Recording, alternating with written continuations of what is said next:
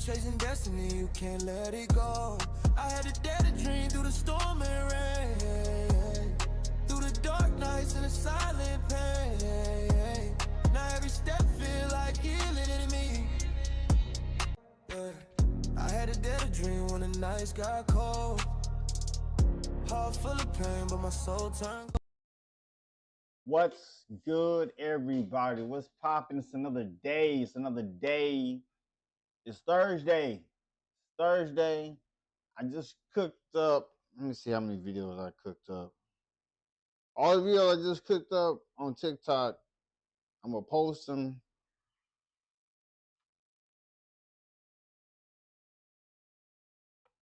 I'm going to post them on here. So I cooked up 3. I cooked up 3.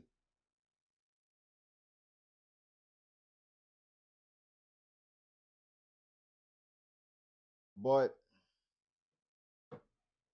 let's get into it.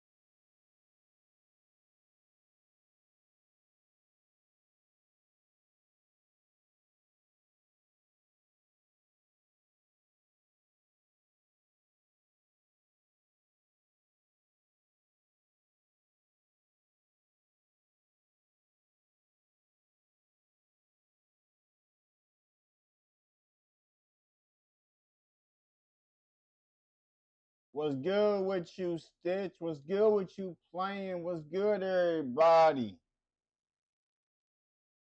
What is good?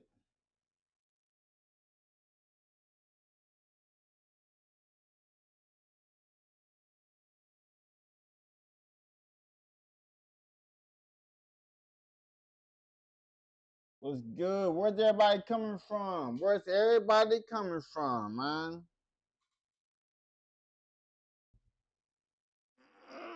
Yeah, I'm always having fun. I am always having fun. I'm just waiting on. I'm waiting on funds. That's what I'm waiting on.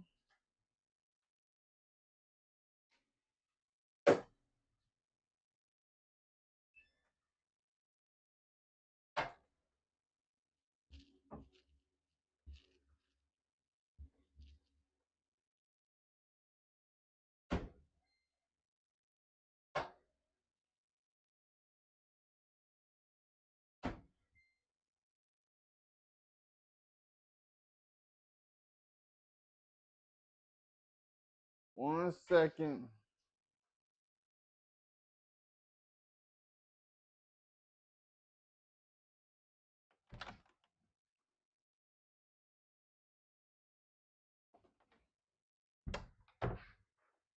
One second.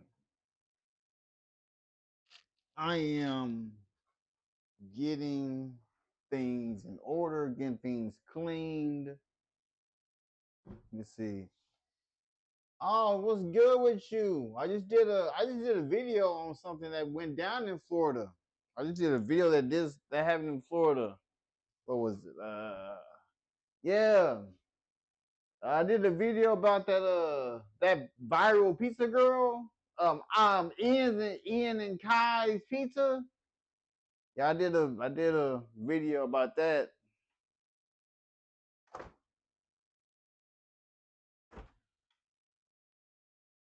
Hmm.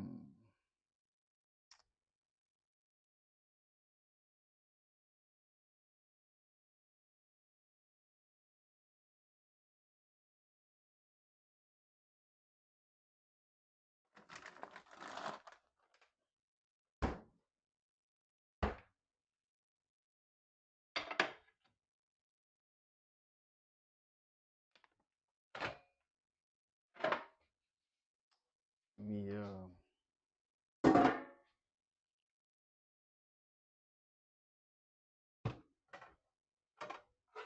1 second. 1 second before I start videos and whatnot.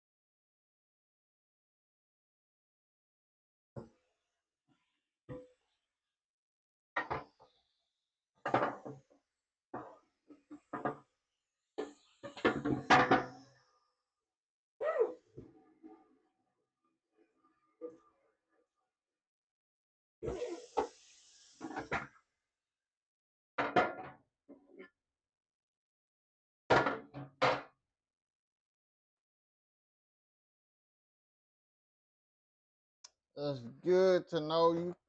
I'm reaching out to Florida. It's cool, cool, cool.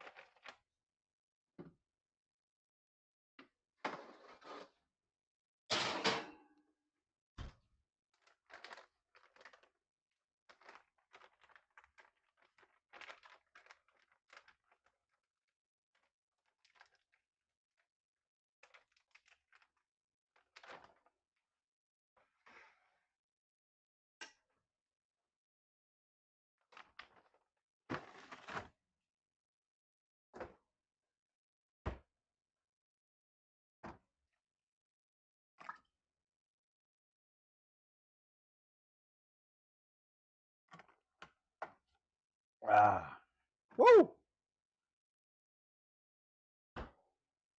I got fish sticks warming up.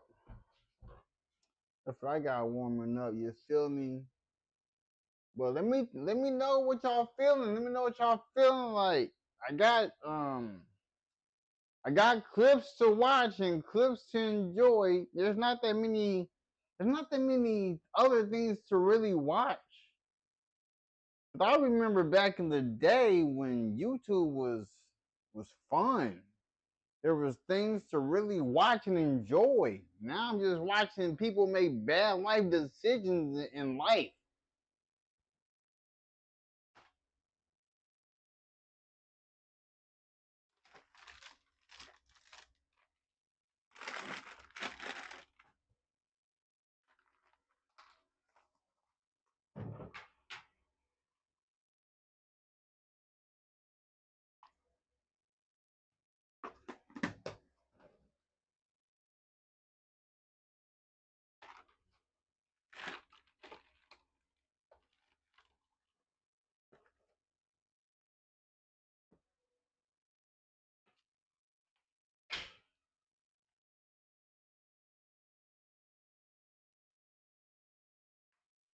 I'm about to turn the videos on that we gonna be watching and stuff.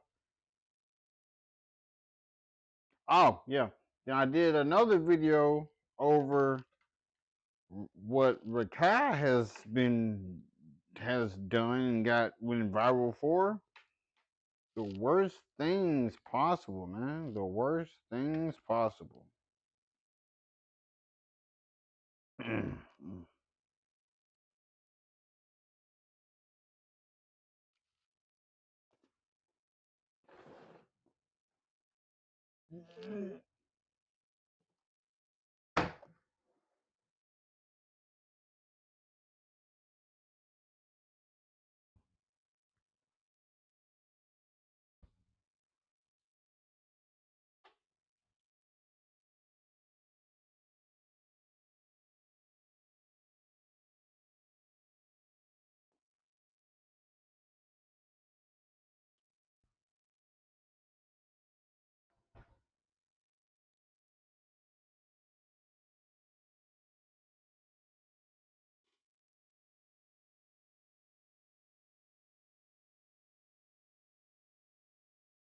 Actually,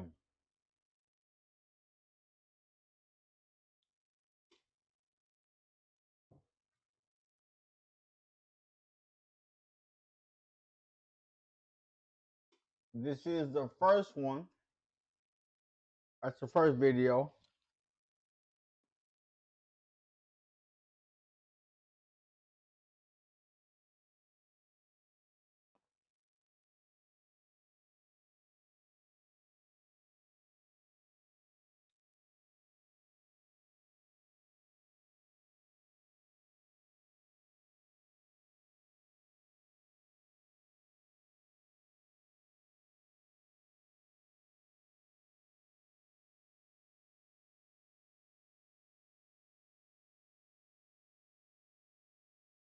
So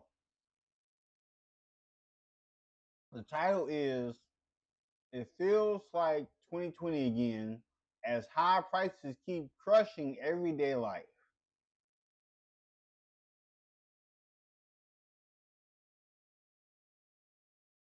But let's look into this.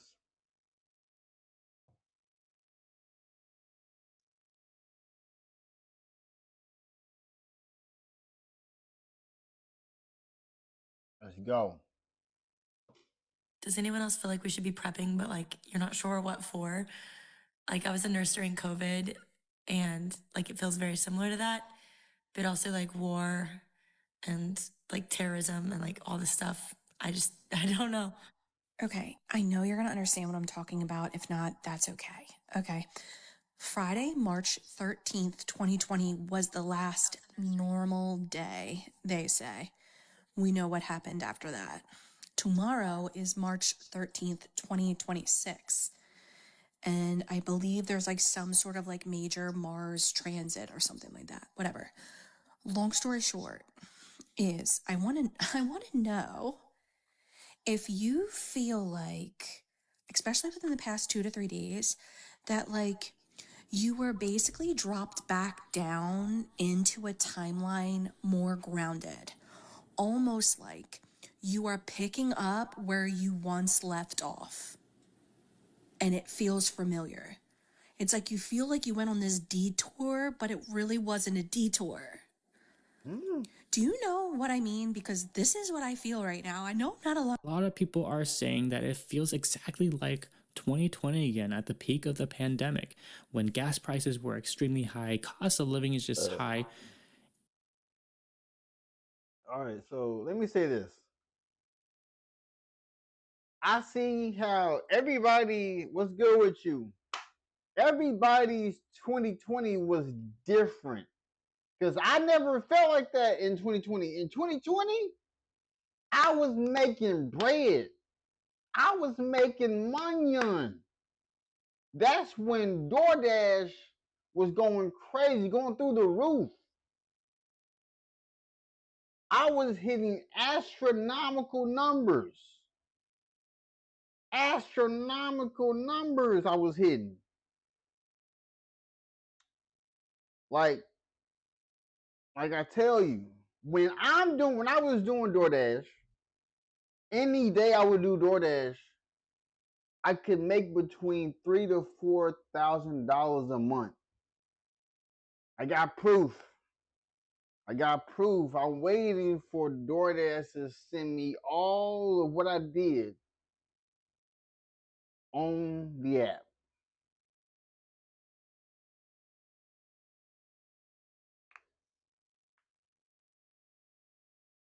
What?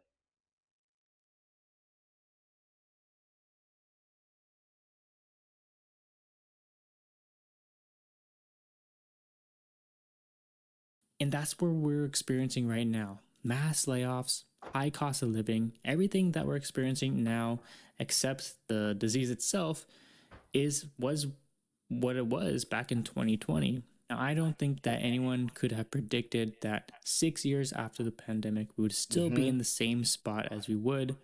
But people What's are good? struggling, I see there's possibly 4 people even in worse here. than Y'all before. can speak. Y'all can give me And some we've seen a conversation. huge What's gap good with between y'all? the lower and I'm higher not a income people. jester. The wealthy I'm have not a just person gotten that's more gonna wealthier from the dance. I'm not pandemic, gonna mess and the up no poor and groceries lower in the income people house. just got poorer.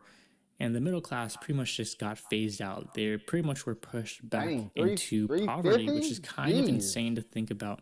But if you Jeez. really think about Is it, that New the Zealand? people who That were might be selling New their Zealand. assets when things were dropping during the peak of the pandemic were the poor people who needed assets to pay off bills, while the rich people ended up buying up all of these assets while they were cheap. This is the same thing that happened during the 2008 housing crisis, when all the properties were bought up by y'all wealthy call it individuals. petrol. Let me know in We the call it comments down below gas. what you think, That's and take a crazy. look at the rest of these videos.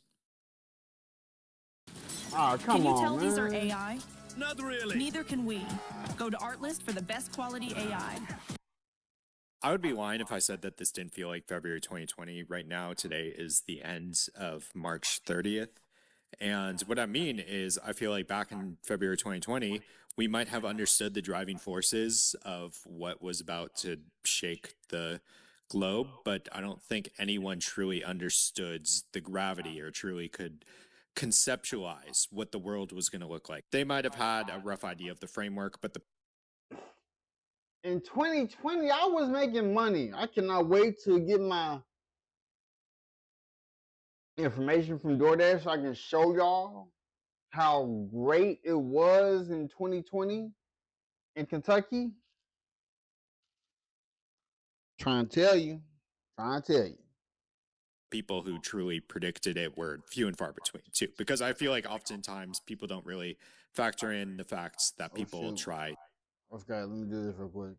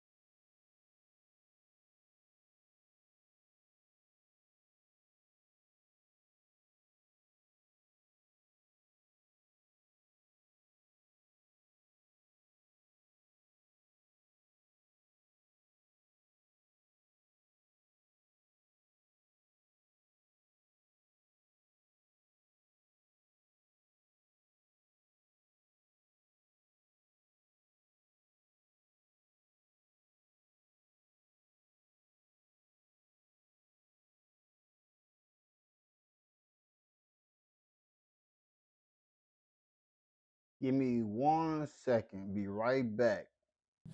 They wouldn't believe me. They wonder where I got a drip from. I told them it came from a bottle of Fiji. They wouldn't believe me. They wonder where I got a drip from. I told them it came from a bottle of Fiji. They wouldn't believe me. They wonder where I got a drip from. I told them it came from a bottle of Fiji. They wouldn't believe me. They wonder where I got a drip from. I told them it came from a bottle of Fiji. They wouldn't believe me. They wonder where I got a drip from. I told them it came from a bottle of Fiji. They wouldn't believe me. They wonder where I got a drip from. I told them it came from a bottle of Fiji. They wouldn't believe me. They wonder where I got a drip from. I told them it came from a bottle of Fiji. They wouldn't believe me. They wonder where I got a drip from. I told them it came from a bottle of Fiji.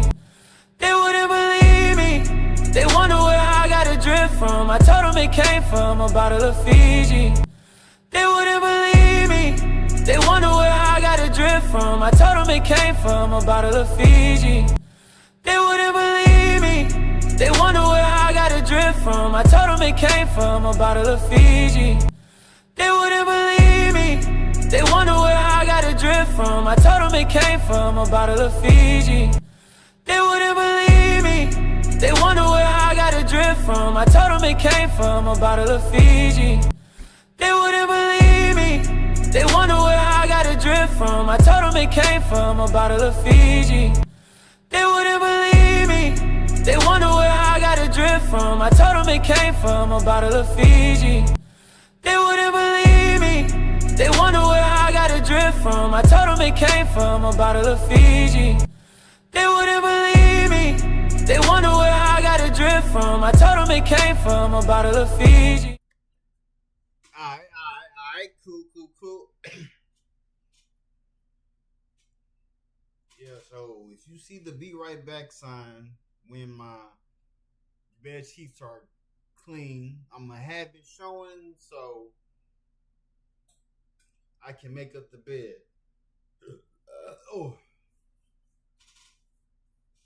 Now let's get into it. I got my fish sticks air frying in the oven. Let's go.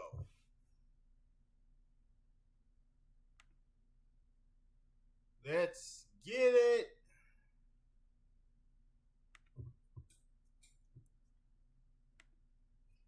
To adapt, and sometimes you have to get creative, and that's where I think sometimes people struggle to conceptualize what the world may look like. I think what truly tells me that it's more or less February 2020 is there seems to be a split between two people, and it's something I kind of felt back then. It might not happen overnight, but you pay attention to what's going on, I feel like the writing is on the wall. Really hope it doesn't happen. I would love to be wrong about that. At the same time too, oftentimes what may seem like a curse may actually be a blessing, and what may seem like a blessing may actually be a curse. Is whatever is meant to happen in the next few years doesn't mean that you won't find fulfillment, happiness, community, joy. I don't really want to downplay the suffering and very tangible cruelty that people are going to very likely experience. I don't really know what my point is here. This is more for myself than it is for anyone watching this video. It is feeling very March 2020. It is feeling incredibly March 2020. The European Commission has just urged most of Europe to work from home, to not drive anywhere, and to reduce flights, because we are about to enter a massive shortage in jet fuel. I already have a video up on this about how it's going to impact holidaying for British people. It is going to impact everything. I did not state enough in the previous video how it is going to impact everything. It is going to change whether you can get to work or not. It is going to change whether you can get to school or not. And the fact that the UK are not responding adequately to what is happening right now makes it feel very March 2020. Like rolling out measures in phases, like dragging their feet, not responding quick enough. We are facing an oil crisis worse than the 1970s. We are already within the midst of it. Vietnam has already reduced domestic travel. Thai Airways has already reduced domestic travel. Air New Zealand has already reduced domestic travel. They have already started cancelling flights internationally. And now the European Commission is saying that you shouldn't really travel to work and you shouldn't really travel anywhere. Like, I don't want to fearmonger, but this is bad, you guys. This is bad.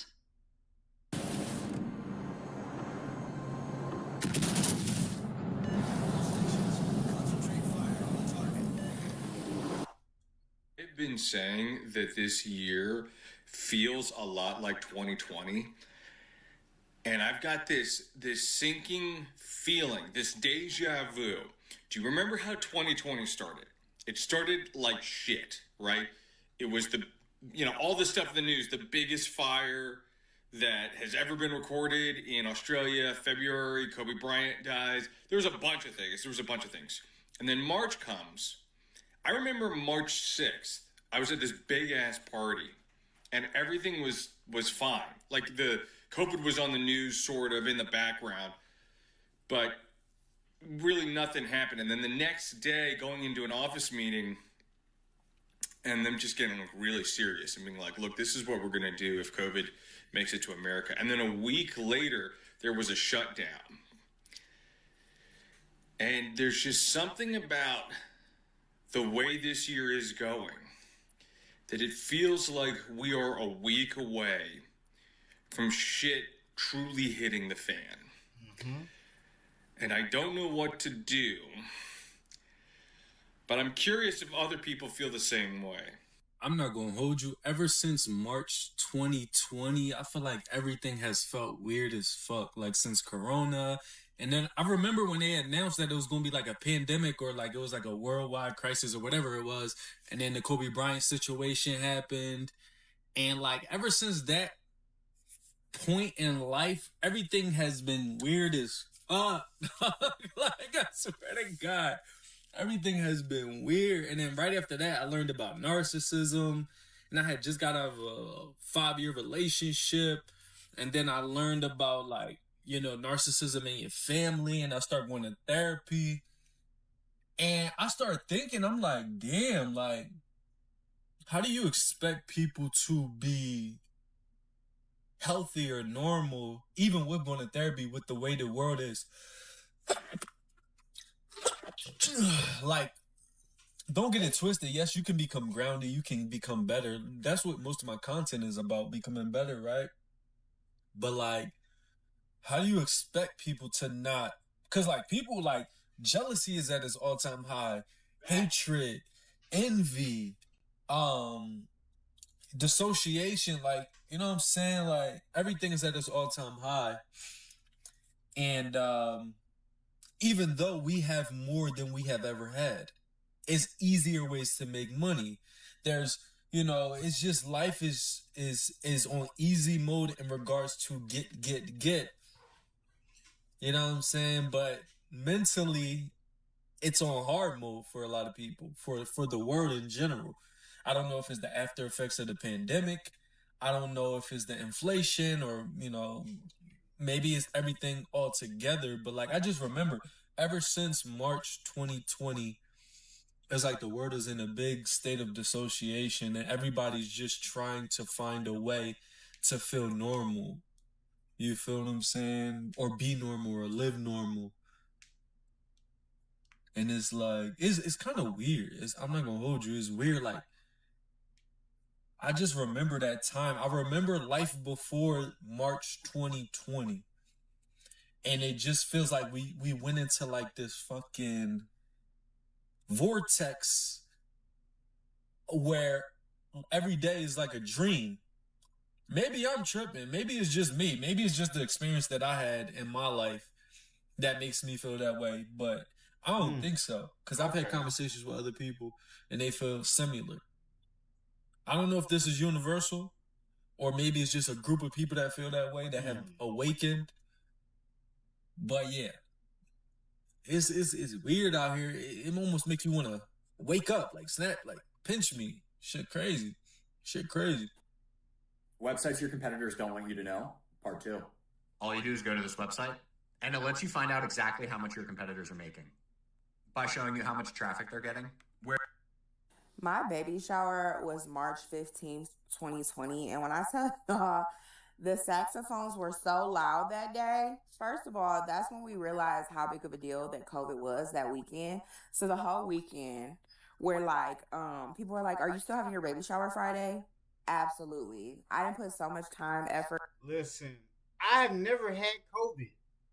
I have never experienced COVID. Like, I get sick maybe once a year. Once a year. At most.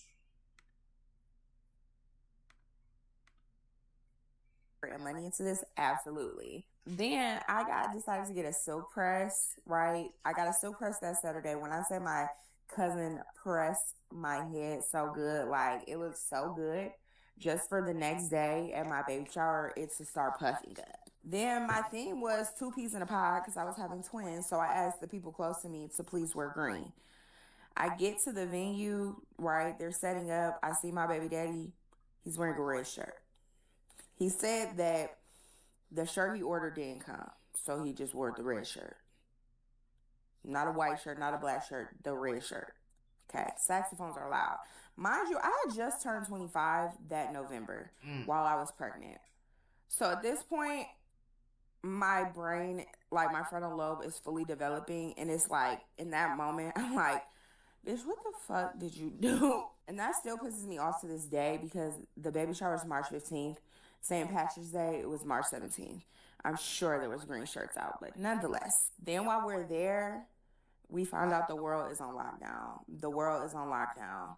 After we leave here, we are on lockdown. And I had my twins in April, and I had them at the height of the pandemic, the height of lockdown. And I'm going... Shoot. Let me say this. Let me say this. So, in 2020, y'all was on lockdown? Because I was outside making money.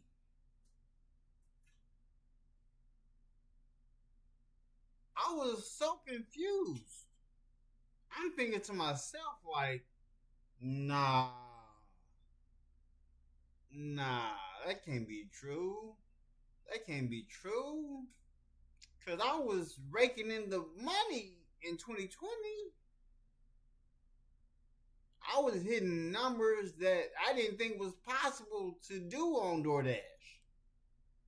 And then I look at other dashers and they're not experiencing what I'm experiencing. I'm getting $75 orders, $50 orders, cash orders, cash tips. Making $1,200, $1,300. That's insane.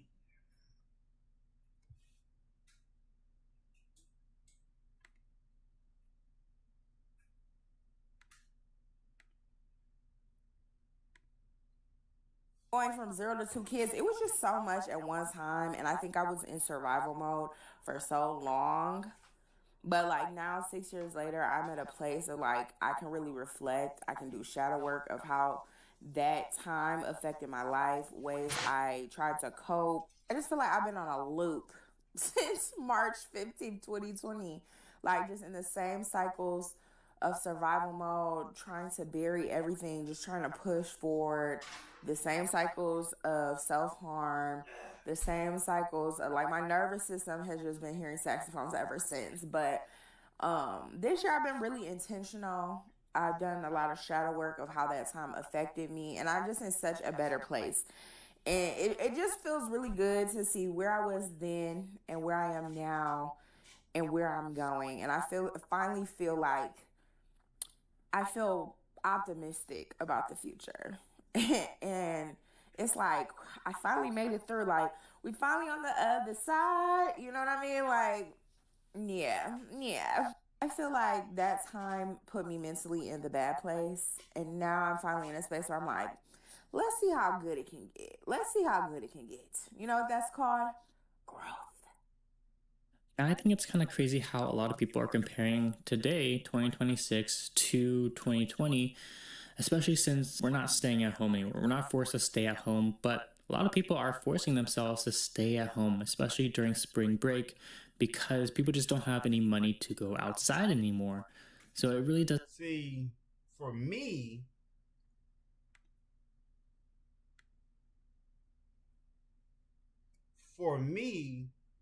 the reasons why I stay at home is because I don't really, I hang out with the friend group. I do that. but I don't just go outside just to go outside. So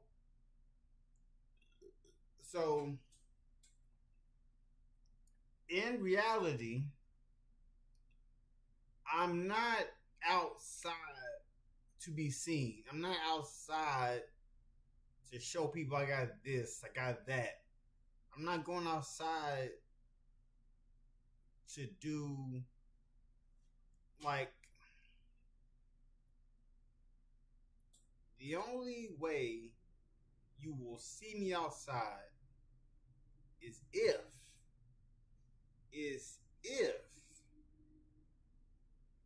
I am with my wife.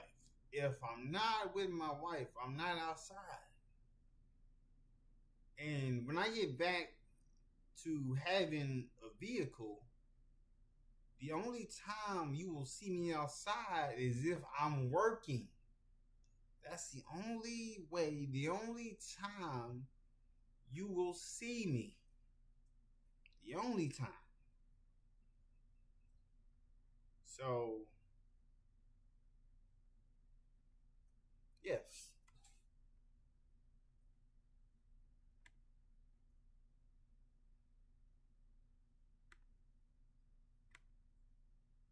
It does feel like we're at the peak of the pandemic right now, even though we're not forced to, but by choice, we have to in order to save money. There I was, enjoying my flight. No food, no energy, but suddenly I found bucked up energy drinks and protein drinks that were insanely delicious. People are panicking because of the price of fuel. And as a household with 2 cars, believe me, I feel that. If there's anything I've learned from 2022-2023, which ironically was the year that I was on maternity leave, is that fuel's the first thing to spike. It's this food inflation you need to watch out for. That takes a little bit more time to hear. Let me tell you a few things that I've been grabbing just in case food inflation does go up. Number 1, flour. Yeah, I'm not a baker, but I probably should learn. Apparently it's very simple to make a loaf of bread. I don't know if anyone else remembers, but at the start of the Russian-Ukraine war, flour prices did spike, and they've come back down now. I think you can get a kilogram of flour for about 85 pence. Flour and wheat are also very susceptible to being inflated, especially at times like this. Plus, I think it would be a really good thing to do with Gabby. She might find it fun. Number 2, people say water. So impressed with people buying life straws and all the rest of it. Personally, I live in London. The water's pretty terrible here anyway, so it's always great to have some sort of water filtration. That being said, I don't think we're going to run out of water. But Rice did come out a couple of years ago to say, look, if worst case happens, do you have 2 to 3 days of water supply? I don't have that, so over the coming weeks, I might grab an extra 6-pack of water and start from there. Number 3, it's not something you can buy, but it's something that you can keep, and that's cash. I don't think I've ever lived in a time where I haven't been able to use my contactless for so many reasons. Last year when we had that whole Barclays situation with the contactless machine, that told me, keep cash in your yard. Whether it's £50, £100, £200, whatever you can spare, if someone gives you cash, keep it. Because the world is so dependent on electricity and fuel to keep all these systems running. What happens when things are affected by that? Another thing that I've been doing is I've been buying the tinned equivalent. So I buy frozen sweet corn, but then I also buy a tin of sweet corn. Same for beans, kidney beans, in particular chickpeas, butter beans. They actually store pretty well in their dried versions. I definitely moved towards this more fresh diet, only now to then buy fresh and canned foods just in case. Another one that I think is underrated is coffee. In 2022, coffee went up significantly and it's not come back down. So many foods have not come back down since pre-2022, coffee being one of them. So I've been buying an extra jar when they're on sale. Bear in mind, a decent jar of coffee can cost you £6-7. It's insane. The last thing is protein and meat. Now, loads of you do food prep anyway. You're buying meat in bulk, you're going to Costco, you're going to your butcher. If you already do that, keep doing that. So another thing that takes a hit is meat. With beef being particularly susceptible to it. You guys seen that video of the person that's talking about the price of mince? It's funny because that's another thing that's just not come back down since before 2022. And I'm not telling you to hoard these things, panic buy these things. These are just little reminders when you go out on your food shop. If you see it on offer, go and grab one. It's not just being prepared for the effects of war. It's also protecting yourself a little bit from being at mercy of what the government does in terms of dictating how much you've got to spend on food. Because I don't know about you, but I'm traumatized from 22-23 as a mum, a first-time mum, during a cost of living crisis like that. was wild. Does anyone enjoy driving anymore? Because gas is so expensive. Like, I never liked driving, but I live in Tennessee where there's no public transit. I used to live in Chicago where there was, but nowadays I live here and I have to drive everywhere, and gas is almost $4 in most places where I live. But I know even in New York, it's even higher. It's like $6, which is crazy. And I know it can't just be me, because the national average has gone up 33% to about $4 across the country. And it's a really important thing, because I know that most people in the country do not have good access to public transit, so most of us are getting around by car. I know people with commutes that are 2 hours long both ways. They're taking the highway to get to work and come back. I have friends who work in just non-metro areas across the country, but they live in a city, so they're driving 1 to 2 hours to get to work every day, and I can't imagine how crazy prices must be for them at this point. Anyway, let me know if you can tell the future and tell me when these prices are coming down. Yeah, so I'm not going to pay $2.50 for a candy bar. I'm not going to do it. I'm not going to pay $60 for a pair of jeans. Not going to do it. I'm not going to pay those type of prices. I'm just not going to do it. I don't know what we're going to do. We got to do something, though. We got to somehow not pay. Hey, look.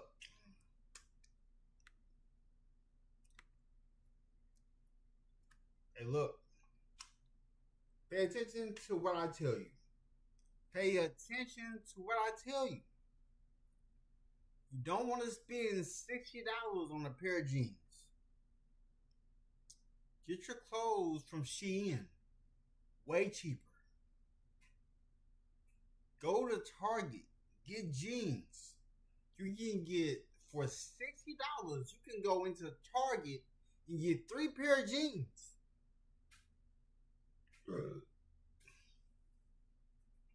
Don't get Levi's.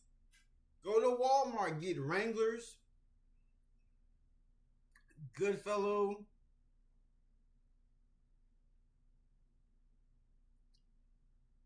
like, I can show you what you need to do with your money. Live below your means. All the clothes I wear, I do not waste a fortune on them.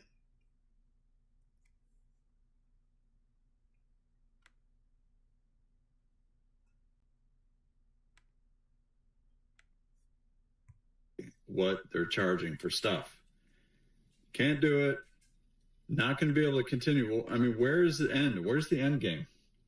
Going to pay $5 for a candy bar? Going to pay $6, $7 for gasoline?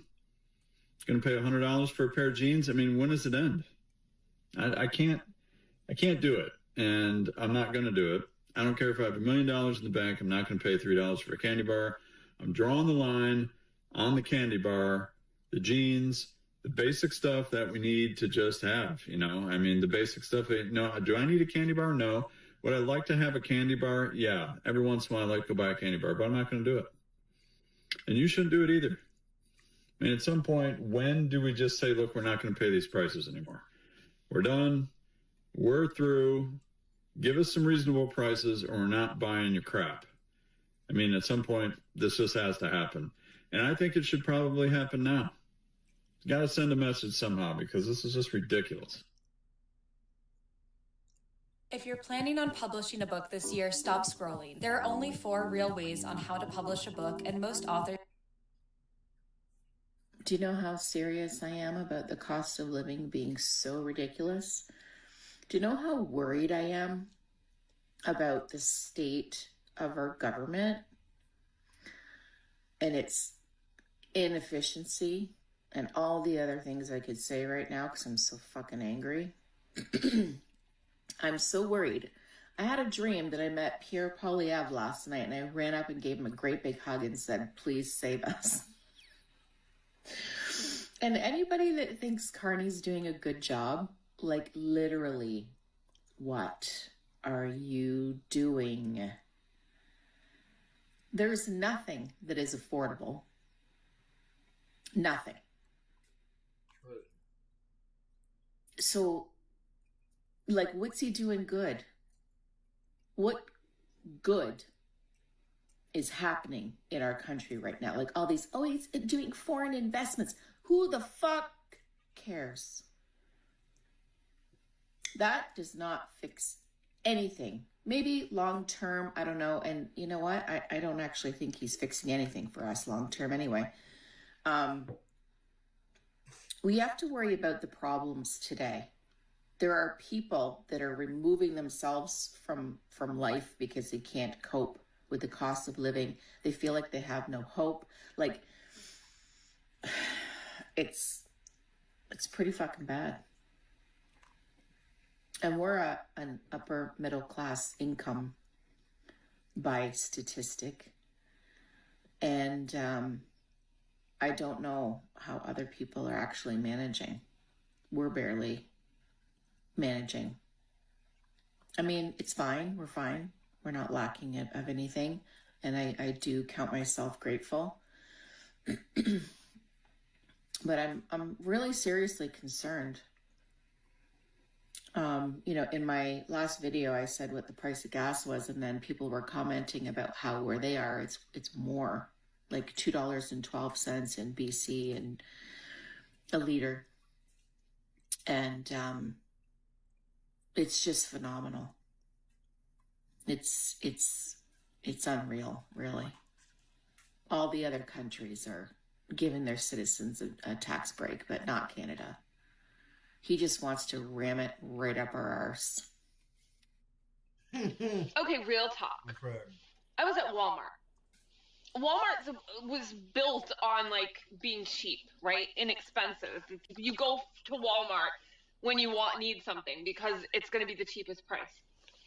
I just walked in, and in the front there was a bin of watermelons. I'm going to make a video. You'll see. I'm going to post it, or I already did. I don't know. They weren't even the big watermelons. They were $10. $10 at Walmart for a watermelon. What is going on? Gas prices have, in the last month, this is where I'm at the gas station. I was just talking to the guy who's working here. It was $2.89, and then it went to $3.59, and now we're at $3.69. This is not sustainable for anybody. I've been talking about my grandson's juice boxes because it's just something I can consistently watch because they were $2.19, and I always bought those ones because he liked them and they were the cheapest ones. And just in the past couple months, they have gone up and up and up and up. And now they're $3.50. They went from $2.19 to $3.50 in a month, or like to whatever. It's still, inflation used to be just a little bit at a time, so you didn't really notice or feel it. And now it's just everywhere. But what hasn't gone up is our wages. People aren't making more money. So if you're not working 2 or 3 jobs or aren't married with like multiple large incomes, you're struggling. There is no more like middle class.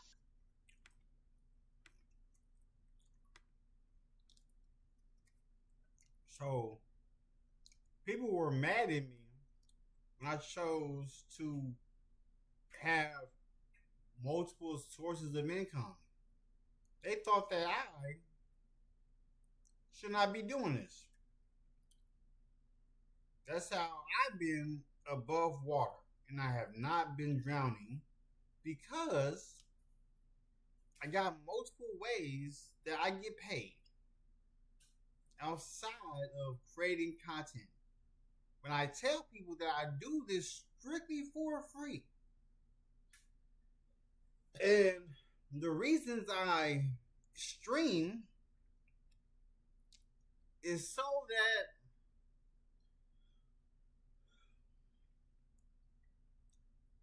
so that I don't lose my sanity in the house.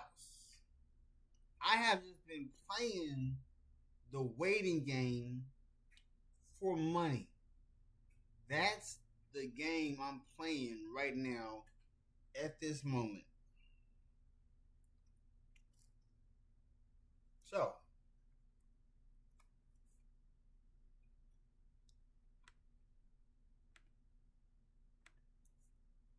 You're either rich or you're fucking poor.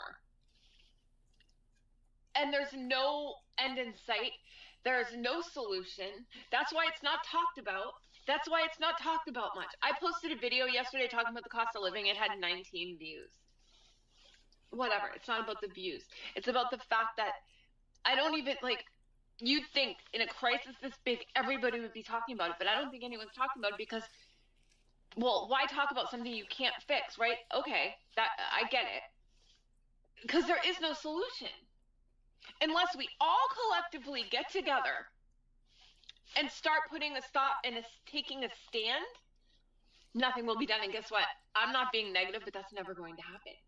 And this isn't about politics. I am not Republican. I'm not Democrat. I'm not. They all need to fucking go. Whoa. What's that? I just built a budgeting app in Base 44. Guys, Nina just built an app. Impossible. Nina can't code. Interesting. Can it generate reports? Congress, we need a complete do-over. We need to come, we the people need to come together and say we're done dealing with this. But not everyone's going to do it. So we just sit here and we suffer in silence. Nobody talks about it and we just have to accept. I put $10 in my tank every time. I barely get any gas, but at least that way mentally I feel like it's not going to cost a fortune to fill my gas tank. It's just these mind games I have to play in order to feel like I have some semblance of control of a situation where we have no control. People are hungry. They're going to bed hungry. Eating one meal a day, eating ramen. Now, I know people, I like ramen. But it's ramen isn't like healthy. And we're eating it every day. I am. Not my kids, but I am. Because I'll be damned if my kids are going to suffer in this mess and they're going to eat healthy and they're going to have 3 meals a day. But something's got to give. I'm not complaining about myself. I'm just saying that this is awful. People are, we've turned van life cool because people can't afford apartments. A 2-bedroom where I live is $2,500 a month. Dang. Low income housing is like $1,700 for a 2-bedroom. That's still too expensive. And again, wages just stay what they are. I don't know. I don't think there is an answer, but people are suffering. People are struggling. And what are we doing? Anyway, if you can relate, please let me know in the comments. Drop a heart, drop a prayer hand, because that's what we need right now. We need to bring God back, and we need to say, please help us, because it's just really scary.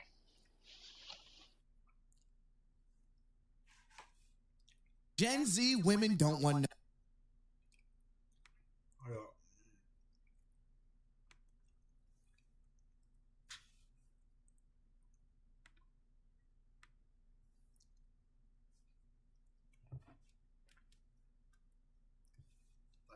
Saying so that Gen Z,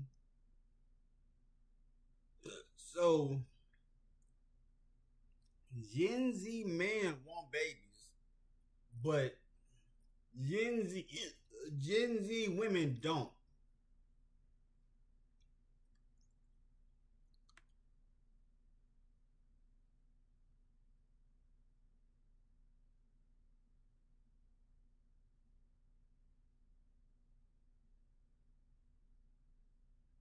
That's crazy. Well, let's see what's going on, shall we? Let's see what's going on.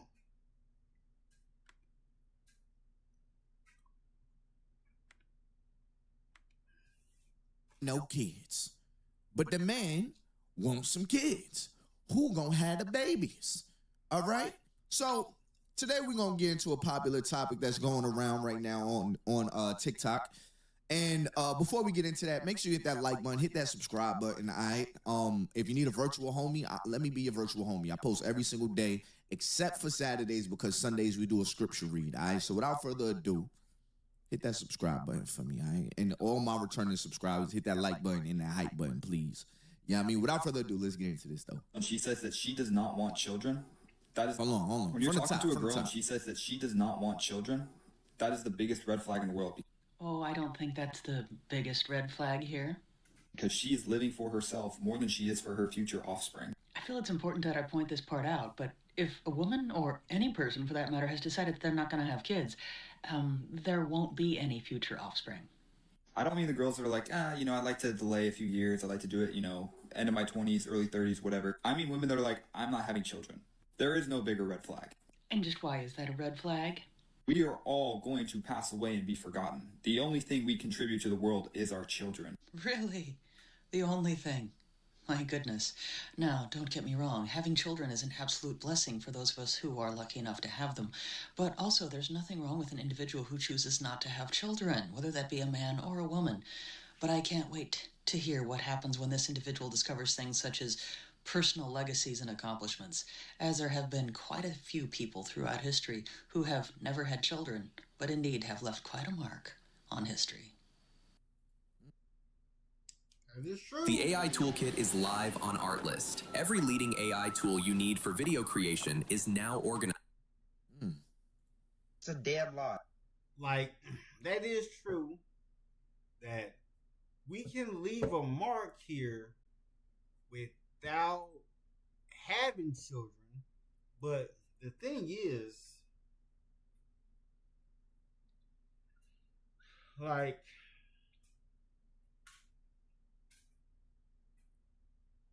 I would want people to know that I existed. Like, that's cool that people will know that I existed through what I have accomplished, what I have invented. But I would want for our children to see it for themselves that we can achieve anything we put our mind to. At 40, you're gonna want kids. Stop saying y'all don't want kids. That's a damn lie. I don't know about y'all, but it's been very, very entertaining to watch these men lose their ever-loving fucking minds. Knowing that all you have to do to piss a man off is to say you don't want marriage and kids. Chef's kiss. I have seen so many of these same types of videos of men coming on the internet telling us that we want marriage and kids. We want this, we want that, because if we don't want it, then we're just gonna die alone with 10 cats. I think the general consensus is that we are totally okay with cats. But why are you so paranoid and scared of a woman not needing you? Maybe you should go talk to the lady about that. At 40, you're gonna... Man, this topic really got me thinking right now. But you know what else I've been thinking about? The fact that my subscribers are making money. So this subscriber right here DM'd me and he made $3,000 to... What kid? It's so funny, like, how conversations like this is always women against men. And I don't even think it's that deep. Honestly, the reason why I don't think it's that deep, it's not so much of men don't want women to not need us. I don't think it's that damn deep. Now, I mean, I think there are men that want to have kids and they want to have kids with women that don't want to have kids. And the problem is, why do you want to have kids with a woman that doesn't want to have kids? There's women out here that want to have kids. Like, yeah, I mean, this is why conversations like this are so funny, because it's not like we're speaking in totality. You know, here's my biggest input on this. Facts. Fellas, we don't produce children. We produce iron. You know what I mean? When I... Hold up. What you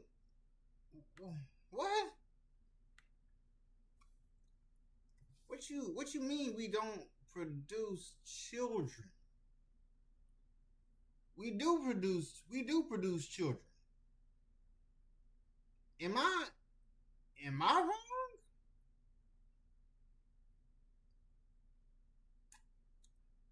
Yes,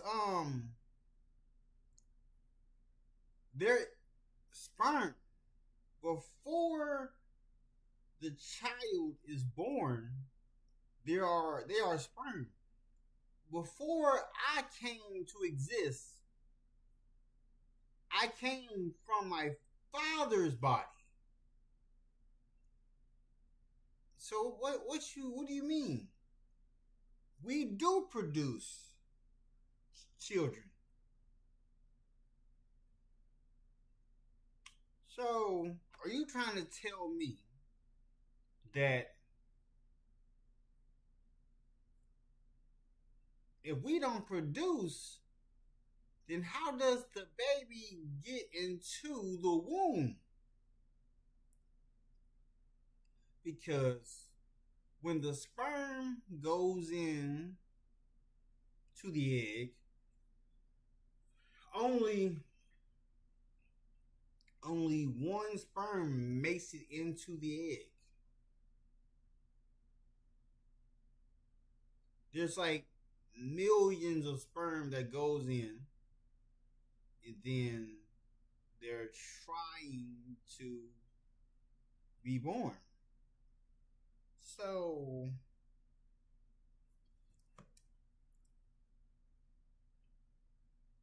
when I look at my phone, let me look at my phone.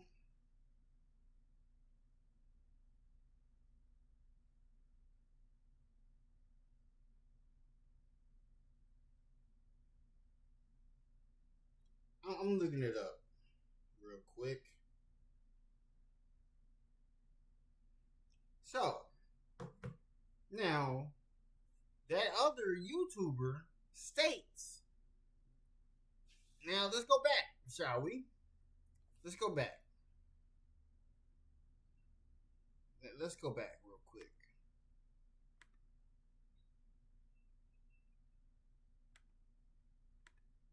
Fellas, we don't produce children.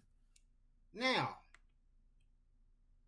Ty Boogie says, fellas, we don't produce children. But we do produce children.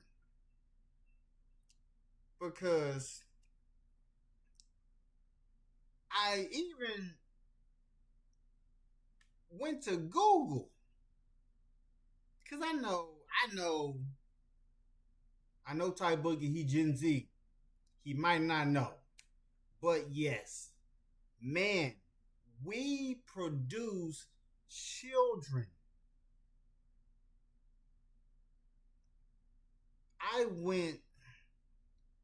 There was a time I went to the sperm doctor to make sure that everything is working down there, and everything is.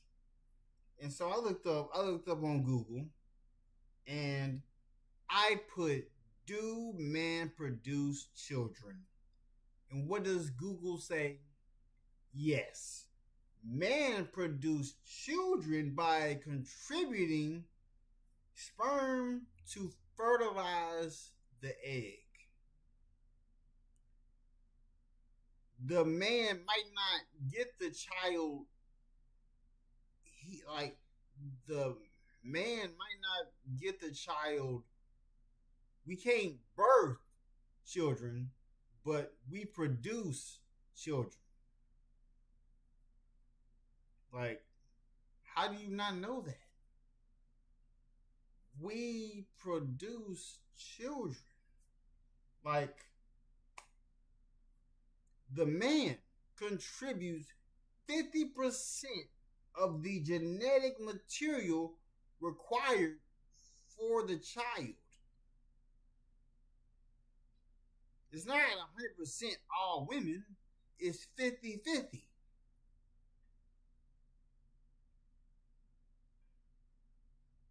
And it's like, man can remain fertile into old age with studies showing men in their 70s, 80s, and even 90s fathering children.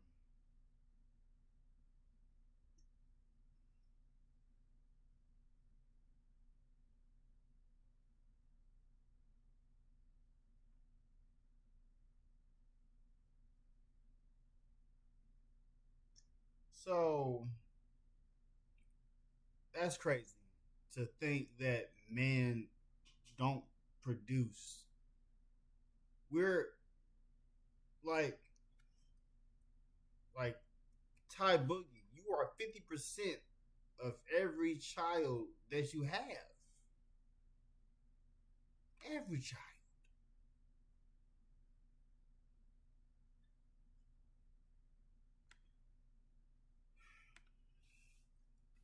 We produce iron. You know what I mean? And when I say produce, I mean we don't have to go through labor. We don't have to carry a child for 9 months. We don't have to push a human out of our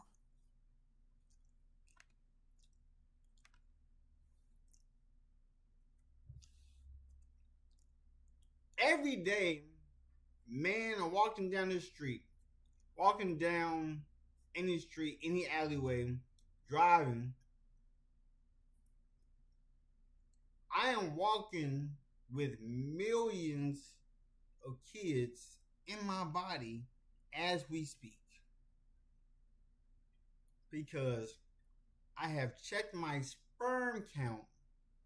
You can't tell me. We might not have to worry about going through labor. But I walk with them every day.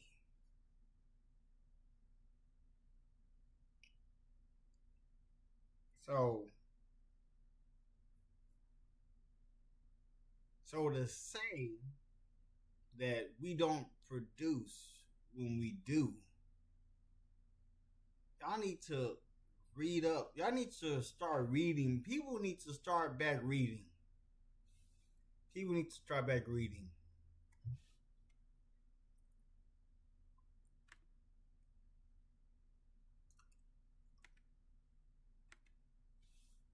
whole.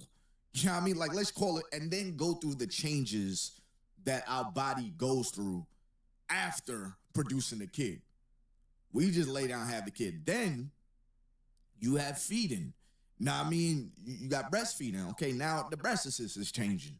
You know, they got to deal with the rock hard. Oh, my titties hurt.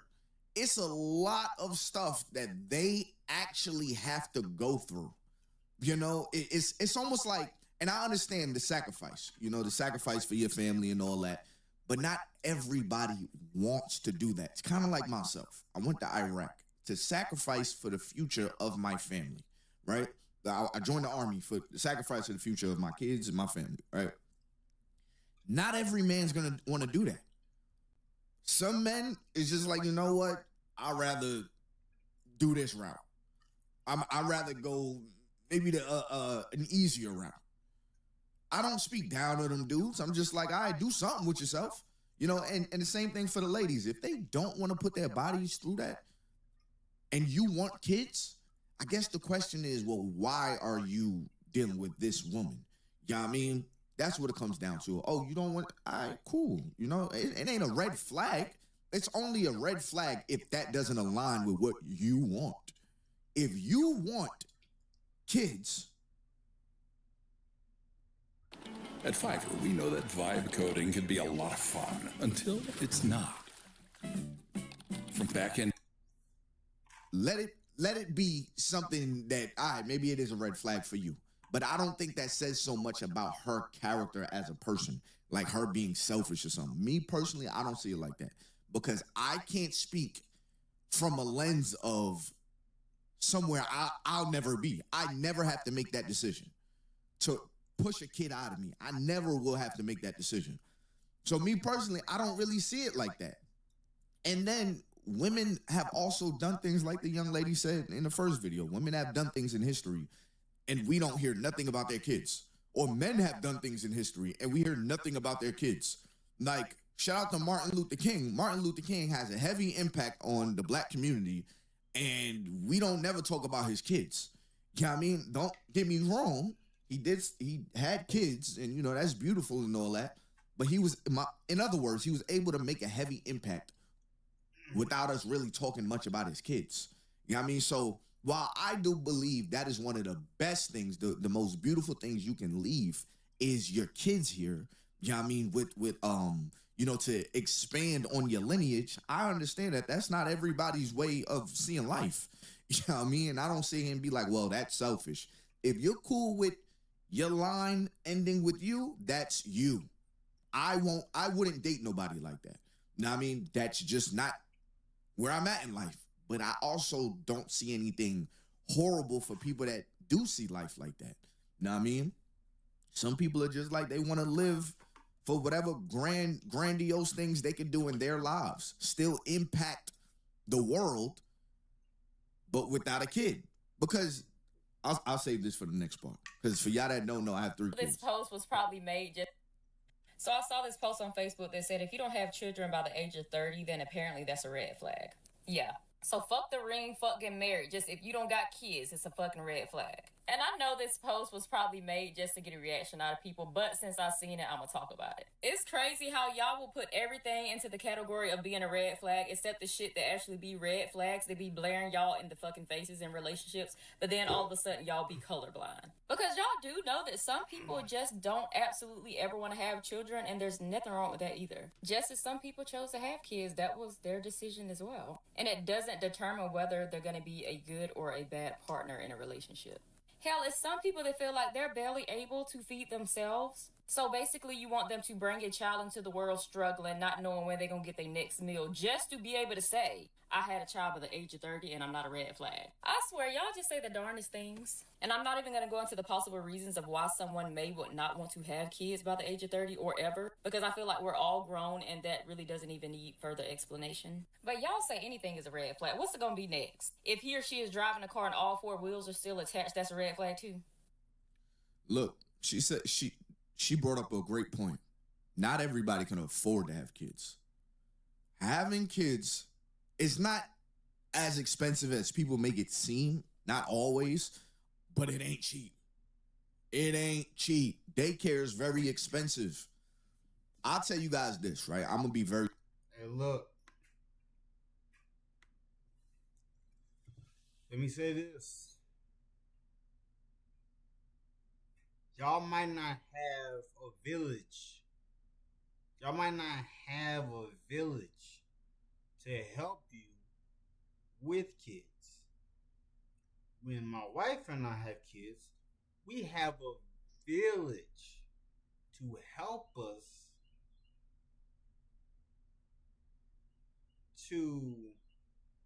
us in that manner. Whereas we wouldn't have to worry about daycare. That's something that we wouldn't have to pay for. You know what I'm saying?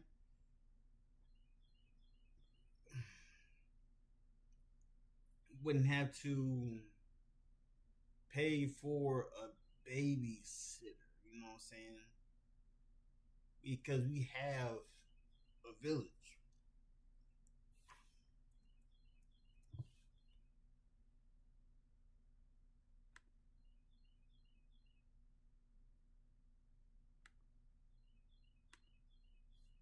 Very transparent. I have 3 kids. I had my daughter when I was 19 years old.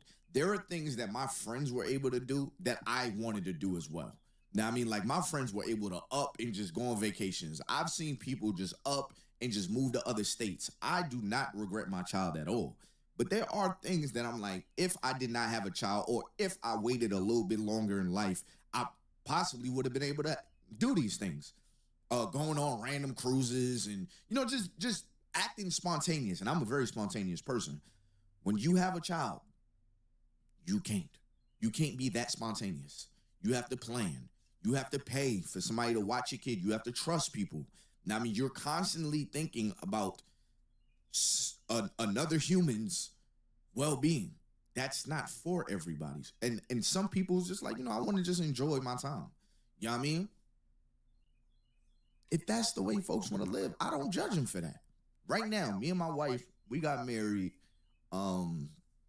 We going on our 2nd year of marriage, and we have 2 under 2.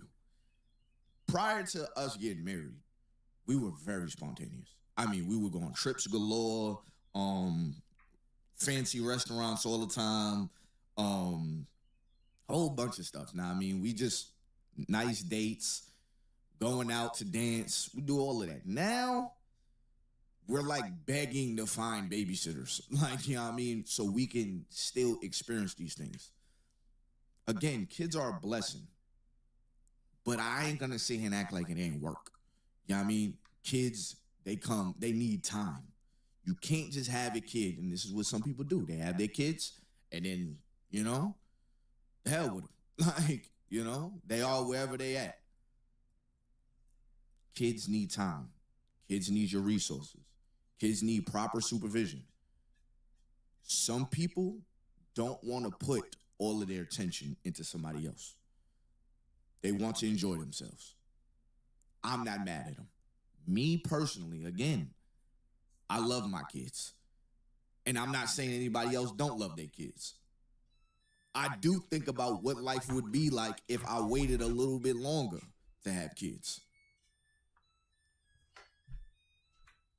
But again, what I want and what other people want is two different things. I want to be a grandfather that is like my pops yesterday. He was able to come to the crib, barbecue. He had his kids and his grandkids, and we took a big picture, I mean, of everybody. That's the kind of stuff I want to do. I look forward to meeting my grandkids, playing with my grandkids, teaching them how to shoot a basketball. I look forward to stuff like that. That's not everybody's, you know, whatchamacallit of life. And I can't sit here and say that's the only thing women are good for is bearing kids. Know what I mean? So I saw this post on the conversation said she didn't have. Is it a red flag? I needed some inspiration for how to wear them, so I asked ChatGPT to help me. It was so useful to brainstorm how to wear them. How old are you? Is it a red flag if you meet another woman around your age and she has no kids? Oh, that was a good question, bro. Funny thing, I met a girl a couple days ago. A couple days ago. Like, she came up to me. She held herself down as a very mature woman because she approached me. She bagged you. Me. Yes. So you the prize. She approached me though, but yeah, then the conversation said she didn't have kids, and that needs to be a conversation moving forward. So I feel like she probably can't have kids. But I accepted that at this point in my age. I'm 41 years old, bro. Health complications is real. It's not a red flag for you. Well, for me, yes, because I don't have children. So I do want to have kids, bro. Come on, son. When they are more fertile? Oh, that fertile woman out there, like, come holler at me. Cause I heard it first on Coaching Conversation. If you could have 8 babies at one time, I'm open to it right now. He wants to start a Molly tree. I want 8 wholesome children with a wholesome woman. Hope you got enough. Is it a red flag? Yeah, that's OD. Is it a red flag if somebody doesn't have kids in their 40s? I don't think it's a red flag. I don't know. I think people are looking for too many like rules and ways to follow and think. How do I put this? Situations matter.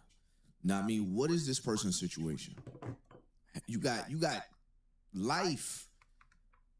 Because here's the thing. If you see a woman at 40 as a red flag, this is why I say there's somebody for everybody, because somebody else would say it's a red flag if somebody has kids, if you have a baby daddy. Yeah, I mean, this is why I'm very firm on find who's for you. Don't sit here and swim in the pool that is too deep for you. You know, don't swim in a pool that if you dive in, you're going to hit your head. Swim in a pool that matches you. Now, I mean, that doesn't mean how you are is bad. Now, if you're bad, you're bad. But how you are is bad. You just may be telling your rubric or your wants and desires to the wrong person. Because somebody else would perfectly align with that and be like, we on the same page. This might be your person. But everybody's trying to come up with a clear consensus of what is red flags and what's not. And this is just one of those conversations that fellas, I'm going to keep it 100. Great conversation. That's why, you know, I enjoy talking about it. But I'm not for saying what women can do with their bodies. Like, I'm just not for that. That's not me. Now, I mean, I have a daughter. I have 2 daughters. And I have a whole bunch of sisters. I have probably like 7 sisters, 6 or 7 sisters. and I have a wife, you know what I mean, and moms. What they go through, I can't relate to. Therefore, I can't tell them what to do with their bodies. I can, you know, give a little hint, like a little advice. Like, all right, maybe we should get on birth control. Yeah, babe, but, you know, birth control has side effects. All right, well, let's talk about it. Let's walk through that. Not, no, you have to, like, whoa. I think you should get an abortion. Yeah, babe, but I don't know because, you know, my body and all that. No, you have to. Like, I would never have to face that decision with my body, you know, so I don't think that's jurisdiction where I can really speak to. Like, facts. Like, I remember, I'll just tell y'all a story. Like, I'm kind of dilly-dabbling around this because I know this is a sensitive topic, but I put it like this. When my daughter was, you know, in her mom's stomach or whatever, I was very young. You know, and of course, options were out there. Like, okay, what are we going to do? We're very young. What are we going to do? I always told myself I would never put that on nobody. Now, I mean, I laid there. I did what I did. It happened. This is the possibility of what can happen, along with other things that could have happened. You know, this is one of them, and it happened. I can't tell somebody to go do this. You know what I mean? We can talk about it, see the thoughts about it, but at the end of the day, ultimately, this is up to you. Now, fellas, I understand y'all are like, yeah, but that's not fair and all this. Where your power is before the pregnancy. You give your power in that situation once you get her pregnant. Now, there's always, so let me just close that statement. Don't get her pregnant. Wrap it up. You know what I mean? Be early with it. You know what I mean? Like,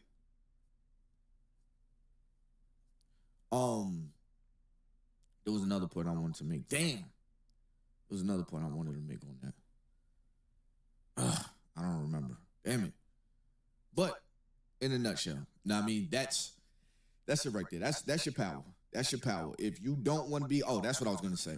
There's some dudes that'll be like, well, if she has the kid, I shouldn't have to be there because I asked her to. I would never stand for that. I would never stand for that. You know why? Because your kid didn't ask for y'all to lay down with each other. And now a kid that didn't ask to be here has to suffer because of adults. Yeah, but the mom, she should have never, so now she got to explain. Bro, that is your DNA just walking this earth. And because of whatever issue you done had with the mom, you're not going to deal with the kid. I never will stand for that. Never. I cannot imagine a life with my child just walking this earth and I don't know him, not talking to him. I cannot imagine that. Hey everybody, Walton Goggins here. Starting a business is never easy, but with GoDaddy Arrow, that endeavor is about to become a whole lot easier. Amen. And I'm just cool. I don't care what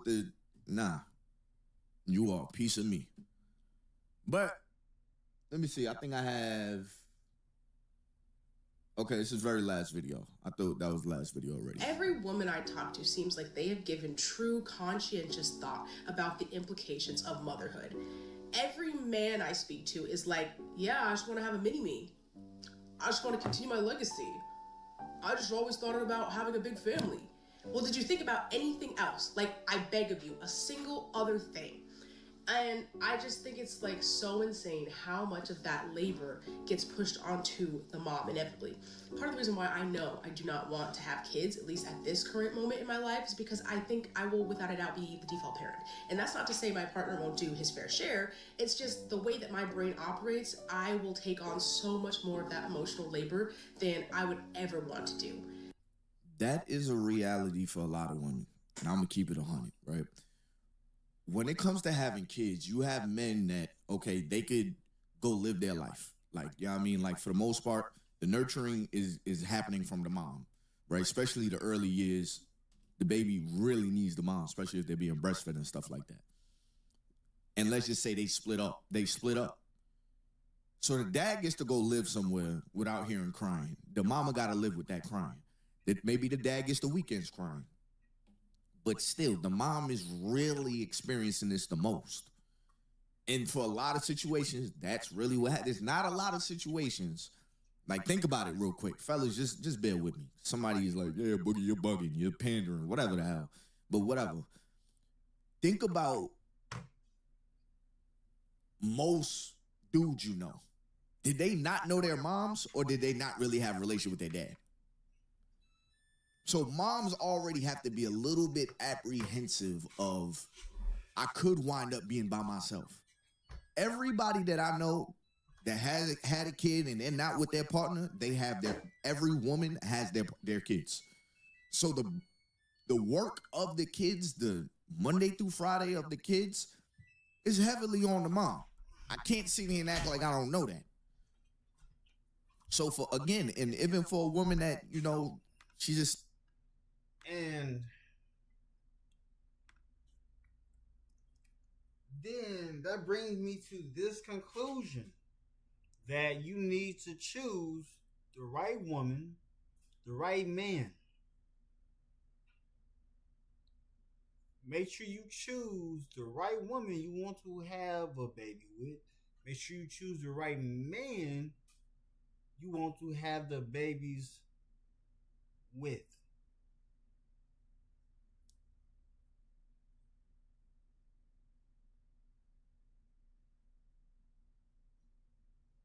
Jamie, how old are you?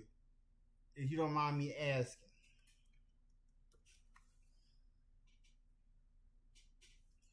But you know, it matters on the woman you choose to have your babies with, and it matters on who the woman chooses to have the babies with, which man it is. It's tit for tat.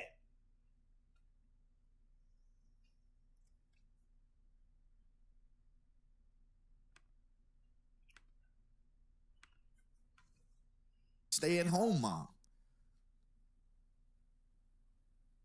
That work that you are doing with the kids is not easy. I can't sit here and say it's easy. I mean, it's the most rewarding because it is your kids, but I can't sit here and be like, it's easy. You know what I mean? So I understand.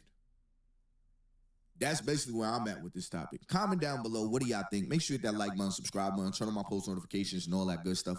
Where I stand is, I understand for anybody that doesn't, but at the same time, I love my children. I got 3. I got 2 girls. My daughter, she's 10. She's gonna be 11 this year, going on 15. My son, he's 1. My daughter, she just turned 4 months about 2 days ago. You know what I mean? Or she turned 3 months, excuse me. She turned 3 months about a couple days ago. She's finally like smiling and cooing, like my wife's favorite word right now. She's cooing. I'm like, what is cooing? Just creating words. What's cooing? But now, I mean, I love my kids. Do I want to have more kids? Honestly, I ain't pressed. You know, I ain't too pressed. We busy over here. But I love it though. It gives me drive. It gives me a bigger purpose. They always say that if you can make your dreams, the reason why you want to do what you want to do in life bigger than you, it'll make it easier for you to accomplish that. And a lot of my reason is my family, is my wife and my kids. You know what I mean? So that's the way I see life. Everybody doesn't have to, and everybody doesn't see life the same way I do. You know what I mean? It is what it is. Dude, what the? Until next time, y'all, if you want to make some extra money playing games on your phone, all you got to do is click the link in the description below, the link in the comment section. These apps literally paying people just to play games on your phone. So try it out. See if it's for you. If it's for you, it's for you. If it's not for you, it's not for you. But if you catch yourself making money, make your money. Until next time, y'all, it's been your boy, Ty. I'm out of here, man. Peace. I give you 100 nights to conceive.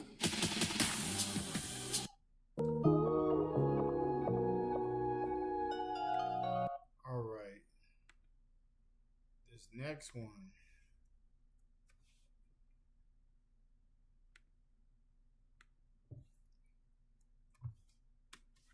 next one is over PhD but unemployed. Why even highly educated workers can't find jobs?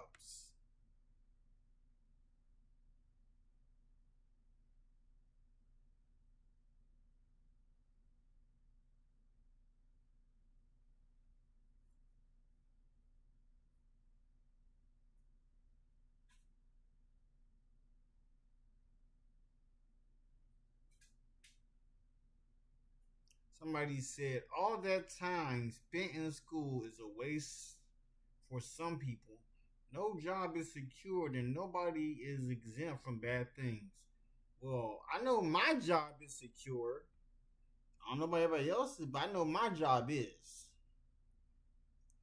Oh, you 22? Oh, you a Gen Z for real. You a Gen Z for real.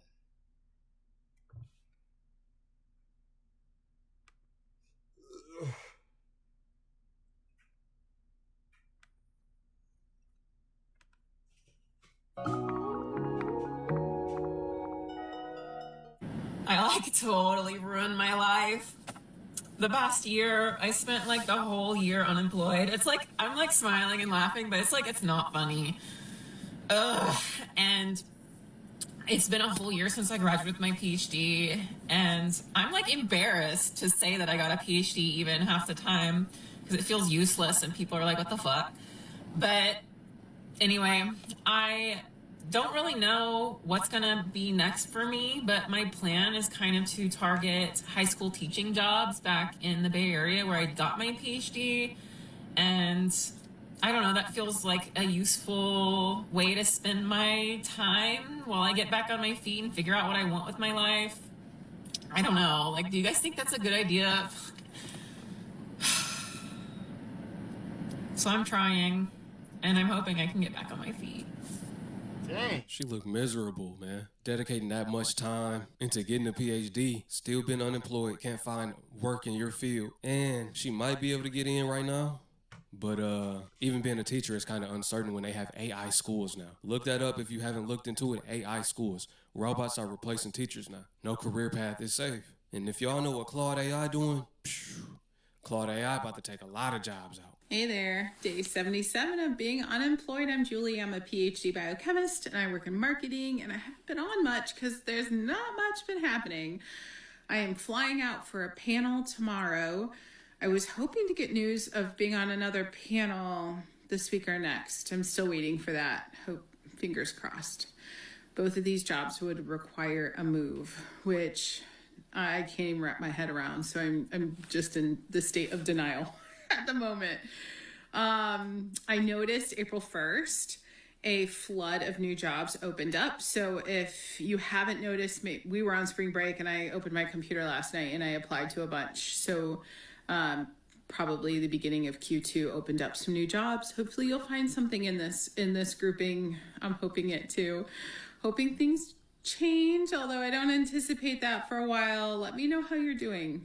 It obviously sucks being unemployed, especially when I spent so long on my PhD, and I always thought getting my PhD would be the thing that would make it a lot easier for me to get a job. But I want to offer up a reframing that I have been trying to implement into my own life and kind of look on the bright side of this unemployment era. I was talking to my mom and to a friend, and we were talking about how this is pretty much the first and only time in my life that I've had nothing to do, that I've been unemployed. I haven't had to go to school. I haven't had to go to a job.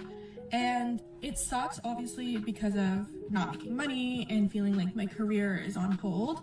But there are benefits to it. And one thing that I'm trying to do is take this time to explore interests outside of my industry. So my PhD was in biology. So I'm trying to get a job in biotech, in industry. But I'm trying to think about what are some ways that I can make money, but also explore something that I otherwise would never have done in my life. So I applied for a front desk position at this boutique reformer Pilates studio that I've been going to. I really like the studio. I like the vibes of the people there. And I reached out to the manager and asked if there was an open front desk position. And 2 days later I got hired, which, very quick, but clearly they were understaffed.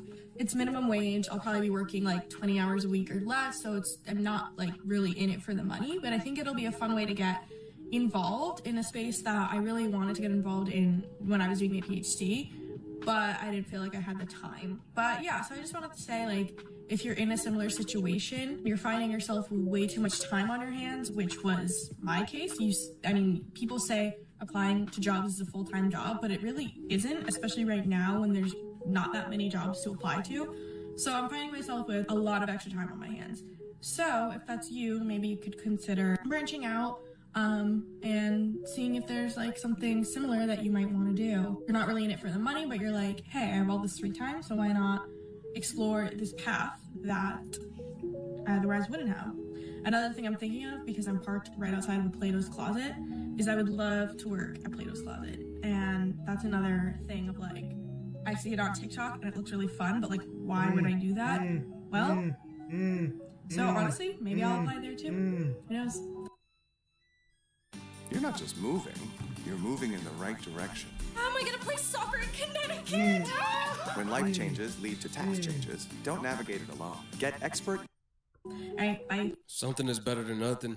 If you have to pick up a part-time job, take it. Work 2 part-times, that'll make your full-time work schedule. You gotta do what you gotta do. Some money is better than no money. And yeah, people are about to start doing the things that they're able to do or work at the places that they're able to work at, opposed to where they might have thought. A lot of very smart people with PhDs are broke, and they stay broke. And it's not because they're not intelligent or they didn't work hard enough. It's because academia really trains you to think like a scholar, but not a strategist. So here are the things that I see over and over again. First is single income stream thinking. I know there's this like age-old story that you need multiple streams of income, but like it's actually kind of true. When you get a job offer, a lot of really smart people kind of treat it as their only means to make money. Meanwhile, you have a bunch of expertise that people would literally pay money for. The second thing I see a lot is like a fear of negotiation. PhDs will argue about theories for 3 hours, but they won't ask for $8,000 more in like a starting salary. Not negotiating really compounds over decades and kind of leaves people in a super low income realm for a long time. Third is over-identifying with a particular institution. If your entire identity is, I work here, I work at this school, you're more likely to tolerate underpayment, overload, burnout, because doing all these things feels like loyalty. And you may be being disrespected without you even realizing it. They might be undermining you, looking at you like the worst candidate, although you have loyalty to them. They're really ready to replace you. What said another worker or AI? These jobs have no loyalty. It's just a job. Look at it like that. It's just a job. They could let you go at the drop of a dime. You got to know that. Loyalty. It's kind of like money you're missing out on. And the fourth, probably most important, is kind of refusing to monetize your knowledge outside of the ivory tower in which you work. You can consult, you can write, you can teach online, you can build digital resources, you can speak, you can advise others. But a lot of academics feel like that's less serious than their theory work and their research work. Meanwhile, those are ways you can literally just diversify your income. And make way more. You're going to make way more. PhDs that I've come across that are broke are the ones that feel like being intellectually superior and working within the confines of your university means that they are above career strategy. You can love scholarship, you can love teaching, but that doesn't mean you need to accept every job that comes your way for what it is. Factual. If you don't know your value, then that other person, which is your employer, whole time, they really know your value and they know that they're underpaying you. But if you'll accept it, why would they pay you more? They looking at it like they hitting a lick. I just came up. I got this employee that's an A player, a star player on the team. I got the all-star team. And nobody know their worth. You get what I'm saying? So I have really been dreading making this video. I recently made a really big life decision and I wanted to share it with you guys. So I decided to drop out of my PhD program. This was a really, really difficult decision for me. You know, for the longest time, I can remember wanting to become a researcher, dreaming of getting my doctorate and becoming a doctor, but I really just feel like I haven't been like really transparent with you guys about how difficult this journey has been. I think it's really made me question a lot of things in my life. It's really tested me in ways that I just didn't anticipate. And this has been really like a life-altering experience for me. And so I just I just came to the point where I really couldn't do it anymore. And so, in that time of reflection, I think I really just gained an insight for really my true calling. And that is to become a trad wife. Now I want to spend all of my time and energy really just invested in trying to find a husband that can provide for me so that, I can stay home and just pop out babies.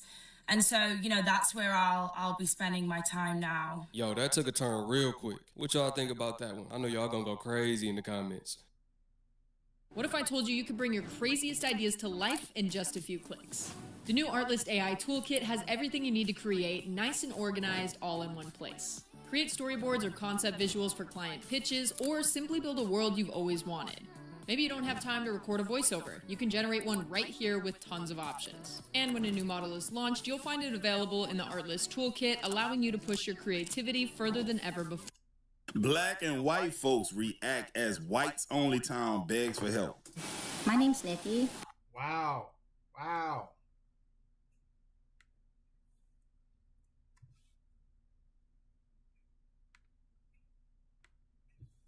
Wow. So, I remember there was a time when black people did this first. But what did they do? They burned down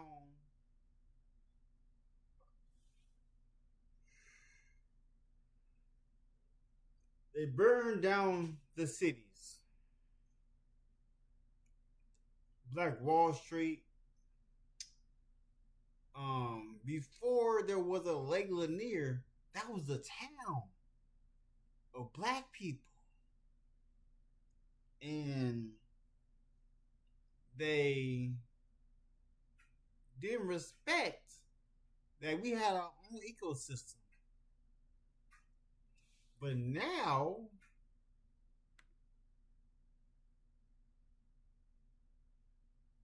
this whites only town is begging for help.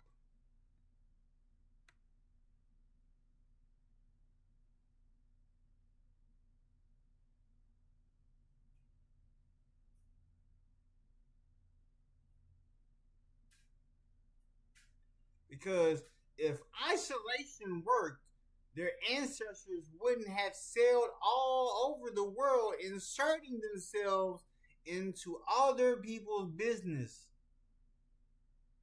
They're mad because we ain't mad.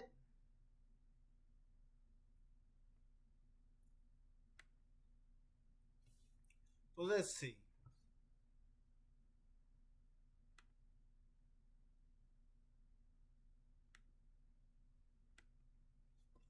NIKI, I'm 32. I'm a lady. This is Return to the Land, a group of millennials who organised online to build something radical and controversial. A town for white people only. They building white only towns. They obsessed with us, bro. We ain't thinking about y'all. Niggas just trying to get through their week and take care of their kids and keep the lights on. Ain't nobody thinking about y'all like that, bro. Insist it's completely legal.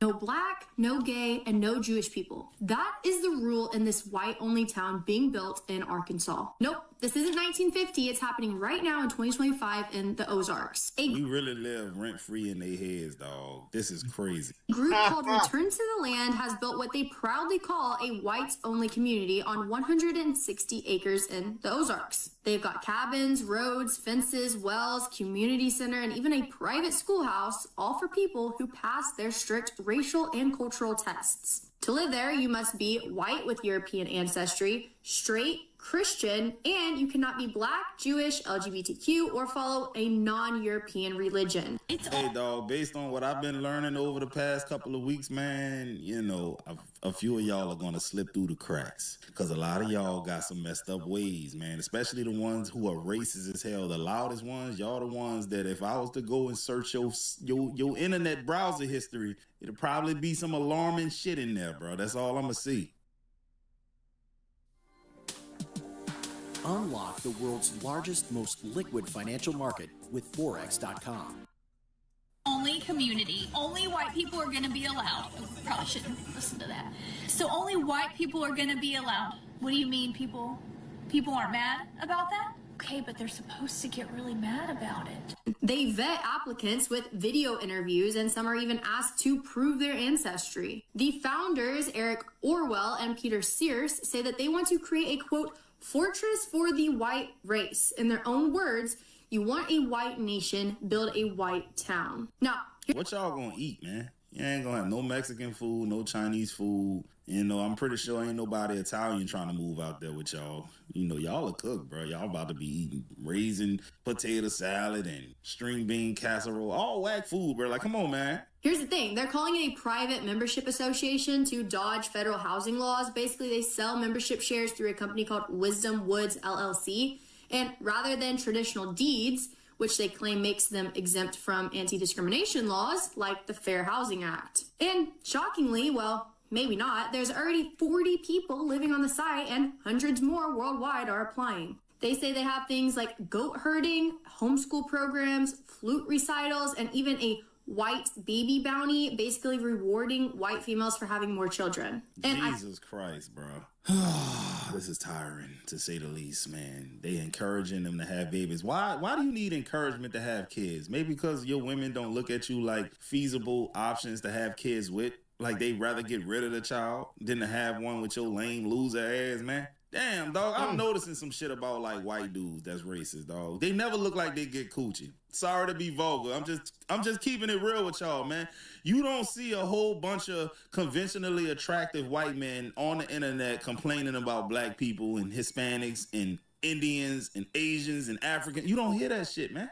You know what I'm saying? You just don't see it. I saw one of their interviews, and even their dog is white. Then get this, they're not stopping in Arkansas. They've already announced plans to expand into Missouri near Springfield. Now, civil rights groups like the NAACP and Anti-Defamation League and state officials are calling it what it is, a modern-day experiment in segregation, racism, and legal loopholes. Something about this white-only community. I don't think we should care about this, though. I'm going to call a spade a spade. Like, the NCAA should not even be sticking their nose in these people's business. Nobody who works at the NCAA should even care about this. Why would we want to go there in the first place? We not the Hodge twins. He sets me off, and it sets me off because as a race, anytime black people try to get together and commune and have community for themselves, and only black people living around each other, you kill them. You take them out of here. So I could literally go on and on. Tulsa Massacre, Rosewood, East Street, St. Louis. I can literally go on and on. The Move 5. We can't have nothing, but y'all want to have it and y'all want to live alone. But when we wanted to live alone, you wanted to red room us. This just doesn't make sense to me. Yeah, bro, that's some crazy shit. Yeah. When you really think about it, because the chances of us going to the Ozarks or wherever it is that they at, slim to none. We ain't going over there messing with them people. We want to be left alone. Every time we built something, they came and destroyed it. Even got the federal government involved. They was dropping, you know what I'm saying? They was using planes to put fires on Tulsa, Oklahoma, right? They deputized people to do that. It's interesting. We live rent-free in their heads, man. Furthermore, no one cares if they live alone. Bye. Please get up out of here. Furthermore, all this land is stolen. There were indigenous people here prior to you. So when they say things like, I want to be alone, I wish they'd go back to their country, where did you come from? Hey, man, the irony is this, that they're probably walking literally on Native American land over there in Arkansas. Arkansas is a Native American name. That is an indigenous name. Arkansas has a meaning that's... Man, hold on. Let's do it right quick. What does... I know the word Mississippi means big water. That's an Indian name. What does the word Arkansas mean? The word Arkansas comes from... that's a quapaw. That means Indian, which means south wind or people who live downstream. The name was given to the tribe by other native groups and adopted French explorers, and it has been spelled in various ways throughout history. Dog, isn't that irony, bro? Y'all are taking people's... It's already been taken. That's the thing. It's already been taken, and y'all want to claim it as white only. Indian people can't even live there. That's wild, bro. Indigenous people. And y'all know what the indigenous people look like. Funniest part about that whites only town in Arkansas, black folks ain't mad, and you're mad, we not mad. So there's a brand new whites only town in Arkansas, and the gag is black people don't even care. Now, I've seen the comments. Aren't black people upset? Why are you mad about this? We gonna clear this up right now. Nobody's upset. See, the one thing black people ain't gonna do is lose sleep over other people that want to create a safe space for themselves. Build your own little town, plant a flag, that's fine. Hang a welcome sign, whatever makes you feel good. Websites your competitors don't want you to know, part 2. All you do is go to this website, and it lets you find out exactly how much your competitors are making.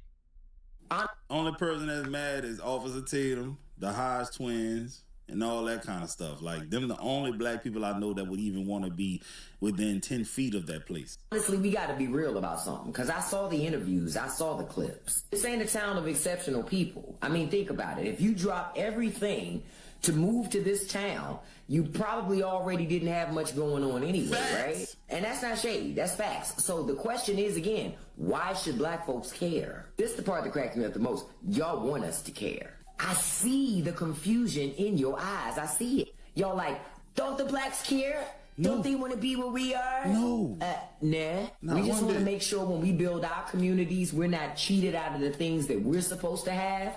That's all we care about, boo. And it's wild because history has shown as soon as black people do build their own thriving spaces, what happened? Some of your people roll up and burn the whole thing down. Yeah. But we're supposed to believe now y'all just want to be left alone. Child, I'm going to tell you what really gets...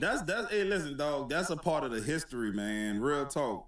There's been occasions where a white mob entered into churches and dragged people out of the church because somebody white said that person did them something. They bombed churches.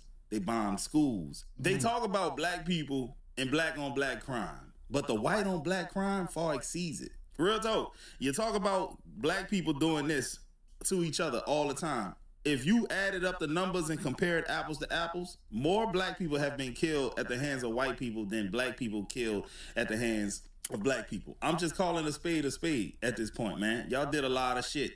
Real talk. We ain't just talking about Jim Crow. We talking about everything that y'all have done over history. Gave it away for me, though. The fact that they ran to the media. That's not privacy, y'all. That's desperation. Numbers must be low. If you gotta beg the evening news to let them know that you exist, waitlist my ass. See, if black folks were building their town, the media would be the last people that we want to know about. Keep this on the wraps. We gatekeep. We ain't trying to broadcast. But y'all couldn't wait to hold a press conference. That's not security. That's thirst. So no, we're not upset. We're not jealous. We're not even plotting to crash your party. Because truth be told, we really don't care. And honestly, that's what really bothers y'all. Hello, guys. And bro, we got too much sauce to be wanting to go over there. What we gonna do? We like to have fun. We ain't thinking about no damn goats and playing the flute. Real talk, I ain't gonna say all of us ain't thinking about playing the flute. I know some of y'all watching this probably know how to play the flute and play it well, but you get what I'm saying, bro. Like, nobody wanna go over there to that lame vanilla shit. Welcome to the Joy Report, where we get an outsider's view with an insider's clarity. There was a group of people in Arkansas that was trying to create a white-only town where they could feel safe and live apart from everyone else. They imagined building their own little world, untouched by diversity, responsibility, or accountability. At first, they treated it like a bold step towards independence, a declaration that they didn't need anyone outside their circle. But reality doesn't bend to fantasy. And now, the same folks who saw they could make it on their own are quietly turning back to the very systems they claimed to reject. Before we proceed, all credit goes to the creators of these videos. Let's roll a few more clips and I'll be... Say, dog, that's crazy. They thought they was building Wakanda for white folks, and turned out this shit was more like Wish.com for Wyoming. This is crazy to me, bro. Back with more commentary. Them folks ain't even make it 2 months without there being talks of them actually failing as a community, bro. You suck. I feel like Paul Atreides, Blazing Eve type shit. Oh, that shit is nuts, bro. And I haven't seen anything that like concretely says it has failed. You know what I mean? But I can infer what they're going through. Because if you look at how the farmers in Arkansas are dealing with the Trump administration, the Trump regime, you know, them farmers are struggling, and I'm assuming that them folks down there are struggling even more than the farmers. You know, because it's really funny, bruh. It's really funny because I had a whole bunch of white folks in my comments talking about we don't need y'all, we don't need colors, we don't need the blacks, you know. But it's obvious that you do, you know, like a lot of the labor and a lot of the materials that y'all need in order to survive come from colored folks, come from people of color, you know what I mean? So I'm just do a little victory lap type shit, you know. But I was right, goddammit. It's just crazy to me, the delusion of some of these people, dog. Like, non-whites have never done anything to whites in America, period. It just doesn't exist. You might have some one-off cases, but as a whole, y'all have always been on offense and colored people has always been on defense, right? That's the whole reason behind the civil rights movement. You motherfuckers wouldn't even let a nigga drink out the same water fountain with y'all. And some of y'all I've seen kiss dogs in the mouth. Not all of y'all. I've seen some black people do it too, but it's crazy how you could be white and kiss a dog in the mouth, but then say, nah, this nigga can't drink out this water fountain right here. That's crazy to me, bro.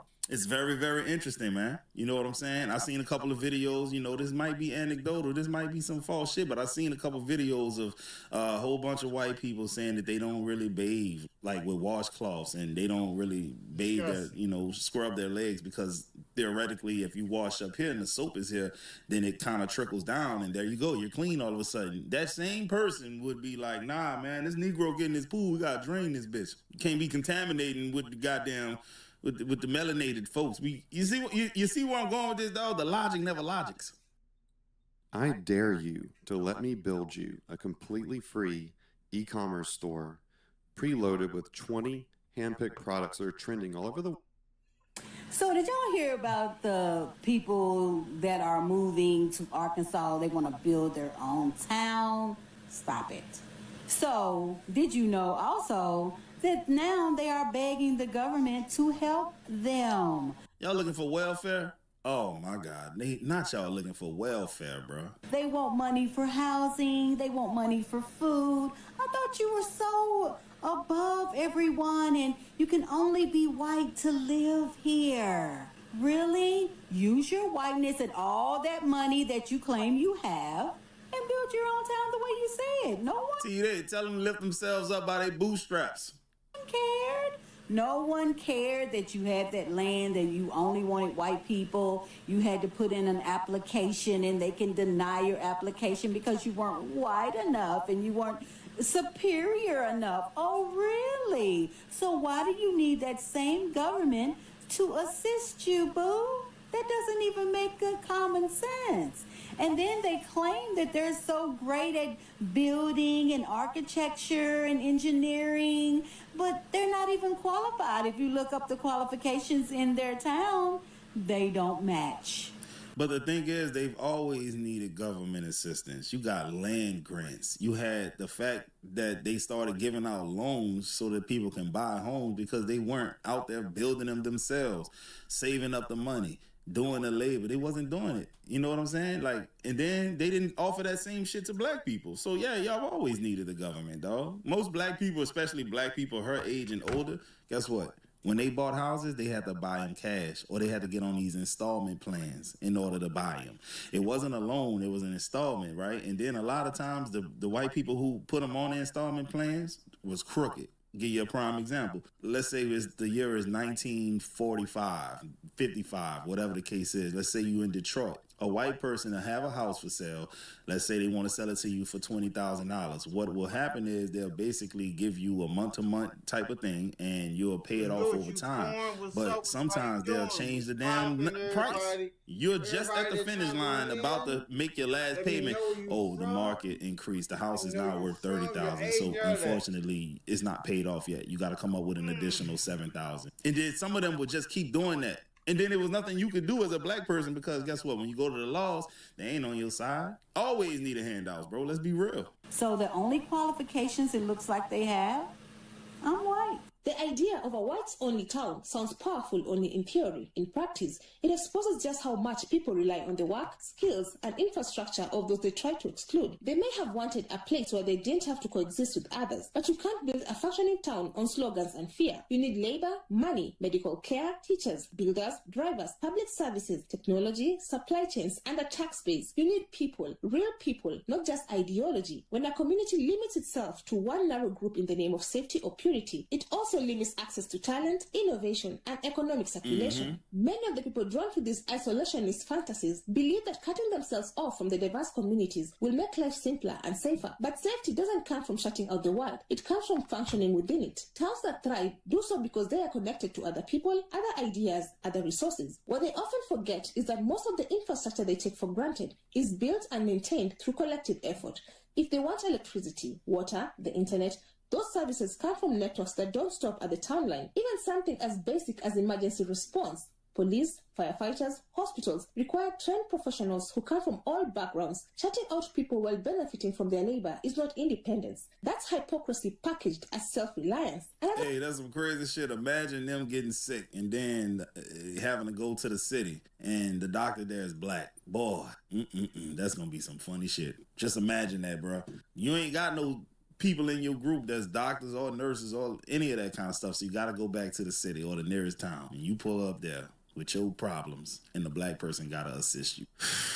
That's going to be tough because it's possible. It can happen. The challenge they face is economic survival. Small towns don't generate wealth on their own. They need tourism, trade, jobs, and outside investment. If they want to run grocery stores, hardware shops, clinics, construction companies, or farms, they need workers and customers. A closed-off town with a limited skill pool cannot sustain an economy. They can't produce everything locally, and they certainly can't afford to import everything without a broader tax base. When somebody new moves in and nobody different is allowed to contribute, the town stagnates.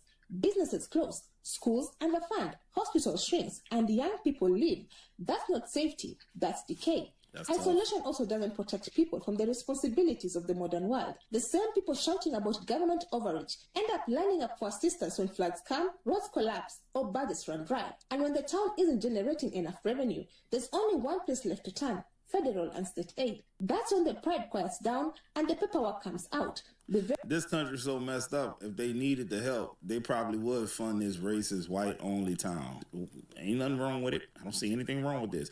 And you know what, bro? They sit up there and let it go under the radar for a long time. Like, I was thinking about Lily Gaddis, man. If I had a channel where I just constantly just said nothing but racist shit about white people or any group of people, they would have been got my black ass off. I wouldn't even been able to get to 170-something thousand subscribers. They'd have stopped me at like 3,000 or 4,000 subs, man. Real talk.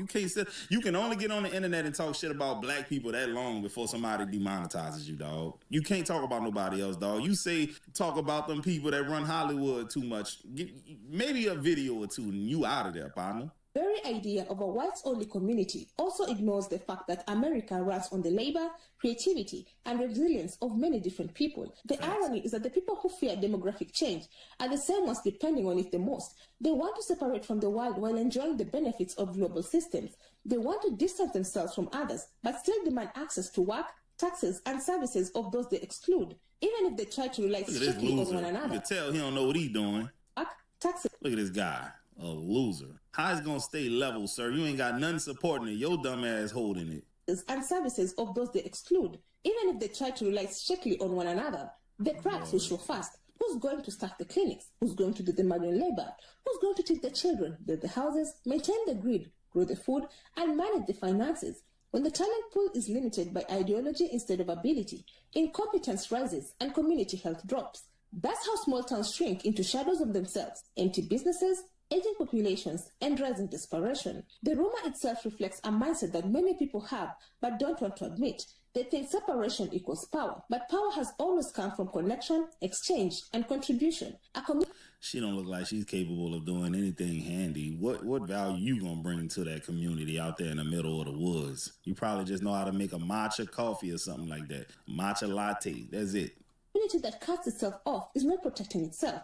It's starving itself. Independence is not built on exclusion. It's built on collaboration, access, and shared effort. The moment they need help, medical care, funding, schooling, food assistance, emergency services, they prove that they are not separate from the country they claimed to escape. So now the same people who didn't want to mix, didn't want to integrate, and didn't want to acknowledge others are quietly asking for assistance, hoping nobody points out the contradiction. The truth is simple. No town can thrive by itself to coexist. If you eliminate everyone you think you don't need, you'll eventually prove just how much you did. Are you saying I'm stupid? No. Do I look stupid to you? So what do you all think? Was it really ever about safety, or was it about control? Can a community that rejects the world survive without the world's help? And at what point does pride collapse under the weight of reality? Let me know your thoughts down in the comment section. I would love to keep this discussion going. Otherwise, that's it from me. I also have another video specifically. Crazy. This one here about a jaw report, man. Go holler at your girl over there. Yeah, man, this shit's gonna fail miserably. They don't stand a chance, man. They don't stand a snowball's chance in hell, boy. Crazy. But anyway, I hope y'all liked the video. If you like what I was putting down, hit that sub button.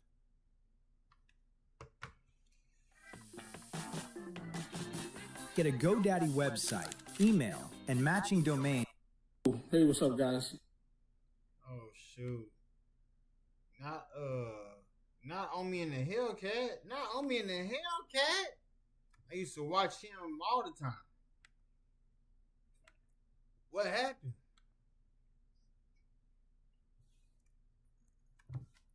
What happened?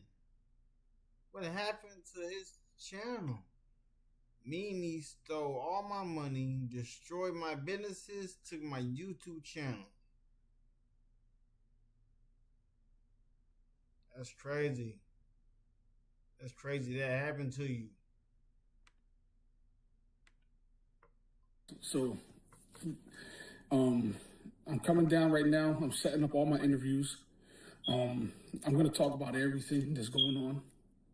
I'm going to speak about the current situation with Mimi, how she took down my YouTube page, how she stole all my property, how her and her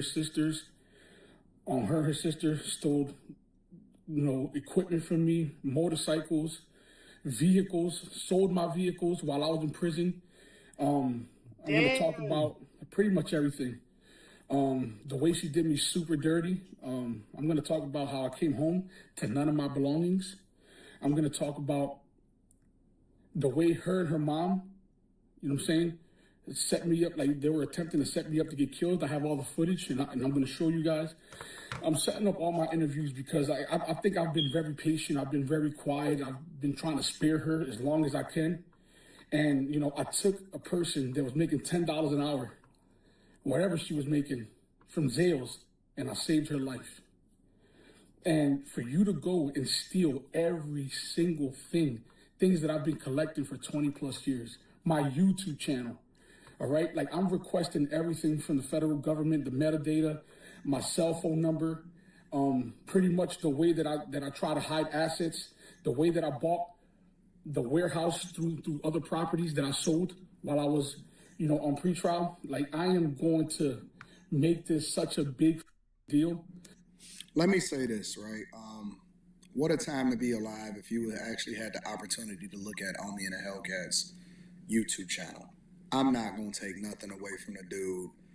I think that he was quite possibly one of the most entertaining YouTubers, and he was innovative, right? He was dope in that he came in, and most people knew him as Omi and the Hellcat. I don't know if he still go by Omi and the Hellcat. I know he go by Omi. But he came in with the cars, and he had the Hellcat back when they first really came out like that, and he was stunting in it. And then he got the Lambo, he was doing the Uruses, and, he bought the Supras, and he bought a lot of different stuff. And so Omi came in the game kind of stunting, and people didn't really know where he got his money from, but he was very, very entertaining on YouTube. Fast forward, he got caught up in a Fed case where they basically convicted him of like piracy or something like that. Basically, it's kind of like selling Amazon Fire Sticks, except he supposedly got super duper rich off of it, but he parlayed the money into creating a clothing brand, and he was selling a lot of dope sneakers, a lot of hoodies, a lot of stuff like that. And so he kind of pioneered the game when it came to creating visibility for yourself and leveraging the money. He had dropped some songs. A lot of rappers was messing with him. I followed his whole journey, but then I also followed the journey of his downfall. But part of that journey was the woman that he was with, and it was a girl named Mimi, right? And Mimi was basically like his right hand. She was supposed to hold him down while he went in prison. Obviously, he had to do a little bit of a stint because, getting convicted for whatever he got convicted for. But she was supposed to be his right hand. She was supposed to be holding him down through his relationships, all of that type of stuff. And so Mimi kind of became ingrained in what Omi was doing on the YouTube platform and him selling the shoes and starting the businesses or whatever. And so when he went to prison, and I'm giving y'all the cliff notes for those of y'all that never watched the actual YouTube channel, because his YouTube channel obviously got taken down, and he just explained that. But when he went to prison, she was supposed to be the Keisha Kaur, that she did, how Keisha Kaur doubled the money, made the money, and held him down while Gucci was locked up. She was supposed to do that, or people envisioned that that's what was going to happen to Omi, because Omi often talked about people trading and people that was around him, that was using him, taking advantage of him, and that he couldn't really trust anybody. And so Mimi was supposed to be, from our perspective, from my perspective as a person that was watching YouTube and looking at the whole journey on YouTube, she was supposed to hold him down. Well, apparently she took all of his money, took down his YouTube, took his real estate, did everything. And so I think the bigger lesson here is, for every Keisha Kaur that'll hold you down and double the money that you give to her, you're going to have a Mimi. And of course, I'm not saying that she did it or she didn't did it. I'm just taking it at face value. His YouTube channel ain't there no more. Ain't no business, ain't none of that. And then she went off and lived her regular life, or lived her dope life after everything that happened to Omi. Now, here's the interesting part about the whole thing, is that he did bring her from obscurity, right? And that there was no Mimi, or there is no Mimi without Omi, regardless of whether you agree with him or you disagree with him as far as how he lived his life and how he made his money and all of that stuff.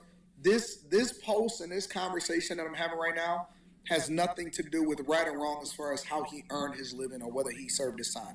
He served his time, he out. Omi is a hustler, so hustlers win. You have ups and downs, you lose money, you make money, but you always able to come back from it. But the one thing that you don't, that you never come back from emotionally, is the people that did you dirty. And I think that he really, really entrusted her with a lot, right? And if she wasn't about that, then she never should have got involved with him in the first place. But we never have conversations about the people that turn on you or the people that you entrust to do you well, doing you dirty. And, I feel sorry for him, and having to experience that level of betrayal from somebody that you entrusted, that was supposed to be running the business, that's supposed to be taking care of the clothing, but she just fumbled everything. I mean, seriously, it looked like he had set her all up. He had all of the different machines to manufacture the clothing. Again, he had his shoes popping and all of that stuff. And so him running his business, or teaching her everything that he knew about running his businesses, which the other businesses were thriving outside of what Omi was doing. And then also losing a whole YouTube channel in which he had a bunch of subscribers on his YouTube channel, is kind of messed up to see and to witness that, as a person that observed it and watched it in real time. And I'm rooting for Omi, right? Again, once you do your time and you pay your debt to society, I'm not going to sit here and try to prevent you from getting the bag. Again, I think that he was incredibly entertaining. I think he made a lot of missteps, especially, talking to the media and the news that was coming up to his house and stuff. But yeah, man, to have that level of betrayal and to witness it in real time, because we so used to historically watching reality shows and reading it in the news, but they were documenting the journey in real life and in real time. And so to watch that and witness the downfall of it and see the betrayal, and now he finally has the opportunity to tell his story. And he didn't even say anything when he first got out of prison. He just got straight to the bag, and it looked like he got back to working. But let me go back more into what he's saying. And I think that it's time for this shit to come out. And I've been very quiet because I've been waiting and very patient to see what she was willing to do. But I think that it's time to now blow this shit up and speak about this situation. and release all the conversations that happened inside of that warehouse. Because I did have that warehouse under surveillance with microphones and cameras. And you guys are going to see the truth come out in a lot of situations. And I think it's over. It's over. Like, I think I've been patient enough. I gave her enough respect. I gave her enough. This ain't about subbing anymore. Now this is about coming straightforward. All right, I'm going to sit down with Sean Cotton first. After that, all the other interviews are going to come in and that's it. You know what I'm saying? The way the taxes were not paid on Reloaded from her side, you know what I mean? It's a lot of situation. It's a big situation. You know what I'm saying? Not only that, I'm getting ready to report my van stolen, my trailer stolen, because those trailers and shit was under my name when I was in prison, and a lot of things happened. And I try to save a lot of people in the situation. You know what I'm saying? A lot of motherfuckers is dirty, and I'm getting ready to just make this shit explode. See you guys soon. So I'm pretty sure that the interview, his first interview out, is gonna do crazy numbers. Sean Cotton is probably gonna do crazy numbers. So salute to him for securing that. And Omi is gonna do what Omi do. Again, I think he'll be fine and he'll be able to recover, but it doesn't matter. Like, what's yours is yours, and how people betray you and how people treat you, especially the person that you're sleeping next to. That's really the lesson. Be careful and be very mindful of the person that you're sleeping next to, because that could be very much can be your worst enemy and the person that's your downfall and the biggest hater that you got. Maybe already cheating on you, maybe already doing you dirty. Nobody deserves to be betrayed by the person that they trust the most. Let me know what you guys think inside of the comments. Make sure y'all tap into the Patreon. Link is in the description. Teach Henley, 40% off your first order, 20% off for life. I love you. I appreciate you. And I'm going to keep y'all in the loop on what's happening out in these streets, man.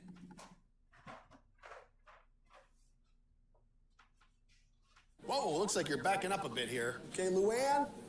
Is there a Luann in the house? Remember, you don't work here. Young homeowners love to get involved with everything. Luann going once. Progressive can't protect you from becoming your parents, Luann? but we can protect your home and auto when you bundle with us. Sorry. Luann! 5 reasons why I believe older cars are better cars. I'm with me to buy my dream car, except it's under $10,000 and over 15 years old, but we all dream differently, okay? We need to normalize driving older, uncool cars. And not even just normalize it, but make that the new cool thing. 5 reasons why I drive a 20-year-old paid-off car instead of getting a new one. New cars suck. Glass headlights, plastic headlights. Flimsy plastic, stiff. Fake vent number 1, 2, 3, 4. Not a single fake vent on the Celica. I don't want to hear anybody who's spending $1,000, $2,000. I done heard before when it comes to rich folks, $2,500 a car note, talking about the economy and what politics is doing. You need to focus on your own life and what you can do to better yourself, and that dang on car note ain't helping. 5 reasons why I believe older cars are better cars. Reason number 1. 30 years ago, car companies were not as focused about producing the cheapest possible car and maximizing the most amount of profit. They were more concerned about building a good relationship with customers and selling them a product that they knew would last a very long time so that their customers were happy. This is no longer the case. Market share holders and investors have taken over these car companies and are dictating the decisions. So now engineers are no longer designing a part to last as long and reliably as possible. They're designing it to be the cheapest part they can possibly find while still working properly for the longest period of time. It's no longer, let's design this door handle so that it will never fail. It is, how can we find the cheapest possible product to make this door handle out of that will save us money while we can still charge the consumer the same amount of money they would have been anyways if we had gone with something better quality. Reason number 2. Car companies are more worried about the efficiency of a vehicle, which includes the weight of the vehicle. The lighter a vehicle can be, the more efficient it will be, and the better gas mileage it will get. So they're looking at literally every part on a car. They're saying, can we save a couple of grams here? Can we save a pound here? Can we make this part slightly thinner to save weight there? And this has been going on for multiple decades at this point. It's gotten to a point where a lot of components on cars are so thin, made of plastic, that they're only designed to last up to 100,000 miles. Just take, for example, sheet metal on the outside of a car, say your fenders or your door panels. On new cars, you can just barely press them with your hand and they'll pop. You can feel them start to give. It didn't used to be like that 30 years ago. People actually cared about how well built the car was. Now it is, how thin can we make that sheet metal to save weight and money? Reason number 3, plastic composites took over everything automotive. I look at things like the door handle, for example, on a vehicle. I have a 1988 Chevy pickup truck. The door handle is full metal, like the whole casing of the handle itself, all the internal components, they're metal. Then you take a brand new like Chevy High Country that's 80 grand, and all the door handles are like super lightweight hollow plastic. It's like if I'm having a work truck that I'm beating on every day and is being used for contract work, landscape, you name it, and yanking on that handle 1,000 times over, I don't know, man. And everything is held together by glue now, including internal components on the inside of a vehicle. So it's like, you want to replace just a piece of your handle assembly? Nope, you got to replace the whole shebang. You got to rip it all out and put a whole new thing in there. Reason number 4, the EPA has killed the modern ICE engine. Because you look at like modern diesel engines and all the regulations they have put on them with emissions, with DEF and all that stuff, it's just killing those diesel engines. Then you take modern V8 engines in trucks and they're putting all these electronic regulators on the engine to only run 4 cylinders at a time, and that's killing those engines. Direct injection on all the small little engines, causing carbon buildup issues. Reliability in a nutshell for an ICE engine is low compression, no forced induction, port injection. These are the engines that will go 300,000 miles. You start putting forced induction in there, direct injection, you're just causing more and more stress on that little engine, and it's not going to last that long. But why would the car company care? You're just going to go get another vehicle because the standard is now being set so low, the consumer knows no better. They say, well, I guess it's broken. I got 150,000 miles out of this car. Time to get a new one. Reason number 5, computer modules on everything. If there is one thing that gets outdated very quickly, it's computer technology. But these car companies continue to put computers on literally everything in a car. So if you want a car to get obsolete very quickly, load it up with computers throughout the entire vehicle. A car from the 70s or 80s can still be relevant today if it is restored and in mint condition. People find that desirable, right? They're like, this car is a classic. It will always be attractive to me. But you take a new car and you look down the road 50 years and you think, will this car really be a classic? All these computers and this technology will no longer be relevant to anybody. So why would anybody care to keep this car? It's not something that will be desired or valuable. It will simply be obsolete. With the American Express Platinum Card, you can access over $3,500 in value each year. Find out your welcome offer and kickstart your next unforgettable adventure. Everything this guy said is absolutely right and exact. When it comes to shareholders and investors having a great stake in many of these car manufacturing companies, it is very clear.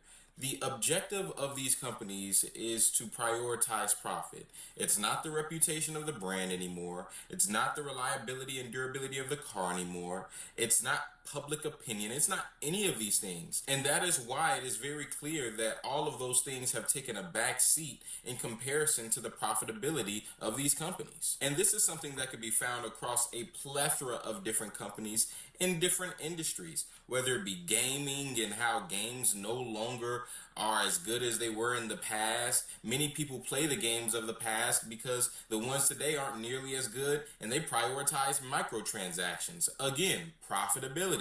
Whether it be the housing. When it comes to the houses that are created now are put up Just like that. It seems like when I was younger, I go past a construction site, I used to ask myself, man, when are they going to be done? And nowadays, I don't even have the time to ask that question because I look down and look up and it's a whole house already built. What's going on? And so I say that to say the car business is no different. These manufacturers are absolutely putting money ahead of everything else, even if it comes at the cost of the brand or the car manufacturing company as a whole long term. If you're in the market of buying a new car and can only afford the base model or even the mid model, here's why you should stop and reconsider. It always blows my mind why people spend so much money on base model and even GT models. These things go for $40,000 when you could be spending that $40,000 on something so much better. Let me explain. For the same amount of money as a brand new base car or even a GT model, you could reach back 15 years ago for a car that's way better and the same price, like the C6 Z06. You can even get in a Shelby for the same amount of price. And with a Shelby, you'll get a better car, you'll be respected more, and overall, just driving a Shelby makes you a boss on the street. Plus, they already come upgraded out of the factory like a supercharger, and with other cars like the Camaro ZL1, you get the supercharger there as well. Same exact motor as in a Corvette. And when it comes to Dodge, I don't know why people spend so much money on newer Scat Packs when they could just get an older Hellcat. I don't know. Overall, if you're just trying to buy a new car and you're looking at something like the Stingray, just consider looking at the older generation and get yourself an upgrade like a Z06. And so the entire point this gentleman is making is all of these older vehicles or the older iterations of these vehicles, when they're maxed out, they can be just as good, if not even better, than many of the newer vehicles, especially when you're getting the base model. They're oftentimes more reliable. If you're into aesthetics, they could be just as good looking. And if you really care about what people think about you, dang it, you still gonna be the cool guy on the block. And so this is definitely a happy alternative instead of having to buy the newest vehicle, top of the line car that's the base model and you paying top dollar just to get a car that might break down after a few miles of driving it. Come on now. And like I said before, I have to connect this across many different industries. For instance, the iPhone. Many phones, even beyond the iPhone, phones in general nowadays, phones now are so unnecessary to upgrade year after year. You want to know why? Because so many of the phones that have released in the last 10 years, I'd say about a decade, are so well put together that you can just get an older generation phone and keep it for years to come. You don't constantly have to upgrade every single year because the iterations and improvements on those things that they do improve on are so minimal that it's not worth the price. And the same thing can be said with cars. They are so small that you're really just paying for the fact that you'll be able to go around saying, I got a 2026 Hellcat, I got a 2026 Corvette, jailbreaker, something like that. You're just going to be paying top dollar just to flex, even though your bank account looking mighty scrawny. And so instead of having to put up with that, this advice is on point. Just get an older car and don't have to deal with all of these new features and all of this minutia that they're including inside the vehicles that honestly can make it far more awful than you bargained for. Do not buy new Mercedes. Buy old. Does not mean it's better. This is Brandon Green, owner of Gold Oven Auto Works. And if I've never told you anything else, if you've never listened to any other of my videos, you need to listen to this one. Just because the car is newer does not mean it is better than the older versions. When it comes to Mercedes, their newer vehicles are not built the same. They don't invest the same money into their research and development. You have better technology. You have a little bit more horsepower and torque. You have better exterior designs and sometimes interior designs, but the quality itself has gone down. They have put less into their vehicles because it's all about profit margins, and they are trying to put the least that they can into it and get the maximum profit.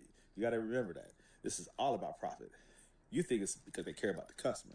No, they study the customer. They try to meet their needs, but they try to do so the most efficient way financially. And so they are cutting back, just like all car manufacturers. They're cutting back, trimming back the costs and expenses regarding production. And so they are trying to maximize. If you look at how much cars cost back then, I know inflation, cost of living, things of that nature has changed. It's all about perspective, right? And ratios, you know, what the dollar is worth then versus what it's worth now. They could charge more now than they could back then. But the fact of the matter is this: you get less for your money now than you did back then. That's why I am a fan of older Mercedes. You can always integrate new technology into an old Mercedes. But what you can't put into a new Mercedes is quality. Motors that last, transmissions that last. All these things have been compromised for profit. So keep that in mind, guys. That's why you're seeing a lot of these newer Mercedes. They naturally just depreciate anyways. All luxury vehicles depreciate. But these are depreciating in a record way, a way that's not normal because the reliability is not there. They're overcharging and then they're underperforming. So you have to keep that in mind. The newer motors, the twin turbos, they're not that good. A lot of power and torque, but they don't have the durability and they don't have the longevity. They're failing. They're becoming way too expensive to maintain, and people are selling these things and getting rid of them as soon as possible. So don't be a victim. Do your research. Understand that these Mercedes that are newer, that look better, that look incredible on the road, are not built like they used to be. So just know that when you're walking into the door, all right? What can a no-fee, no-minimum Capital One 360 checking account do for you? Capital One banking? A lot. Bank and sip at any Capital One cafe. That's the... Don't get scammed, all right? Be careful. And as always, the brother is on point. When it comes to buying these new cars, in particular with Mercedes, yes, they look nice. Don't get me wrong. I'm not disagreeing there. Many of these cars, when you look at them on the outside, sometimes you be like, dang. You know, I said in the previous video that the LEDs can be a bit much sometimes, but sometimes, I'm not going to lie, they be looking kind of fine. They be looking kind of good. And so I agree that sometimes it can be very appealing, but let's keep the things that should be prioritized. And that is quality. If the quality is not there, then it is not worth the price. And as he said, when it comes to older vehicles, you can always put newer technology in the older vehicle. Y'all remember that show, Pimp My Ride? You can always pimp your ride, but when it comes to newer cars, you can't do that. You can't put quality in a new car. That's how it came out from the manufacturer. And unless you're one of them, you can't do nothing about it, partner. And as far as the car depreciation is concerned, there is no reason why you should be getting a new vehicle for that reason alone. At least try to get a vehicle that's 3 to 4 years old because most of the depreciation has already occurred.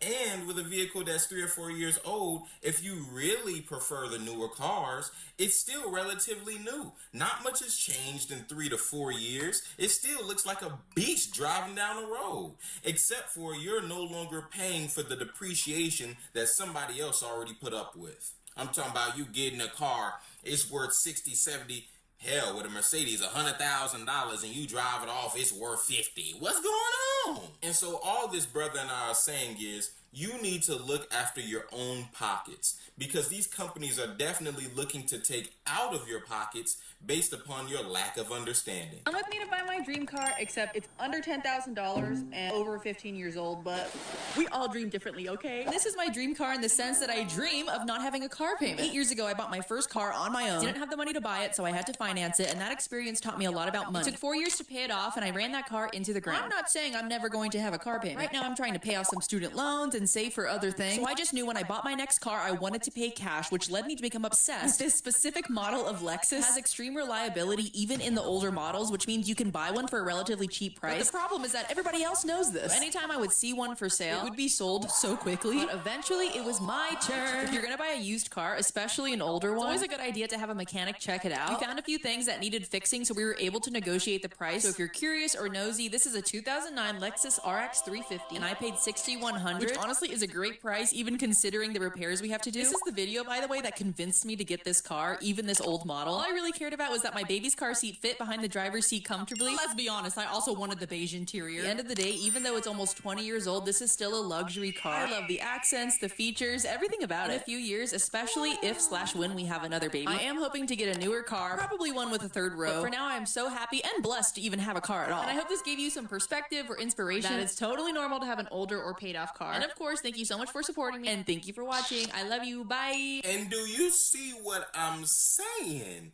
She paid only $6,100 for that nice, beautiful looking Lexus. And now look at her. She is completely car payment free. And so that frees her up to handle her student loans. That frees her up to make greater investments. That frees her up to invest in more assets and resources that will then set her up for the future. And that's how you're supposed to do things. Furthermore, she learned from her past experiences. She understood that before 8 years ago, she purchased a car that she really couldn't afford. She was financing it, took her 4 years to pay it off, and she realized, man, I could be putting so much money elsewhere, but instead I'm putting it into this depreciating asset that isn't gonna pay me back.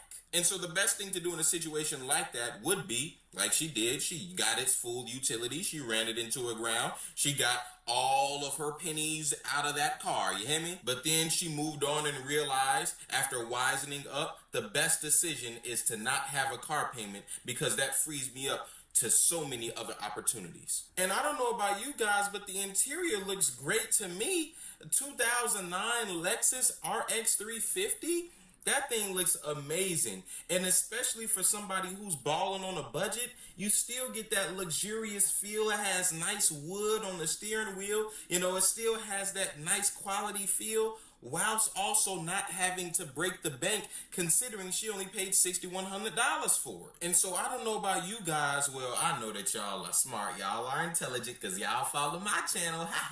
But that Lexus is nothing to sneeze at. I think that she made a wonderful decision, and this is the prime example as to why older cars are much better than newer cars. Because if you try to get that exact RX for 2026 or 2025, man, you'll be paying an arm, a leg, a kidney, a heart, a kidney stone. You'll be paying everything. Car payment end up being $1,000, $2,000, $3,000 a month. You out here paying rent on something that ain't gonna pay you back. Man, you know better. You know better. How much could you save by switching your car insurance to Allstate? Well, let's say this is you. Hello. And this is you. We need to normalize driving older, uncool cars. And not even just normalize it, but make that the new cool thing. Because in my opinion, there is no bigger flex than having a low car payment, or better, no car payment at all, and having a car that is reliable, affordable to fix, and affordable to fill up with gas. I've always found it bizarre that people in their teens or 20s or 30s will save up every dime that they have to buy a luxury car to drive around and look cool, but still live at their parents' house or depend on other people financially. You're better off buying an older, used, regular car. That is actually the cooler thing. There is no bigger flex than financial stability and being able to work towards saving money, investing in yourself. And then people mad at me. And people be mad at me that I don't have to. You see how peaceful it is in this house? Where there is no payment for anything in the house. That's the best part. Waking up.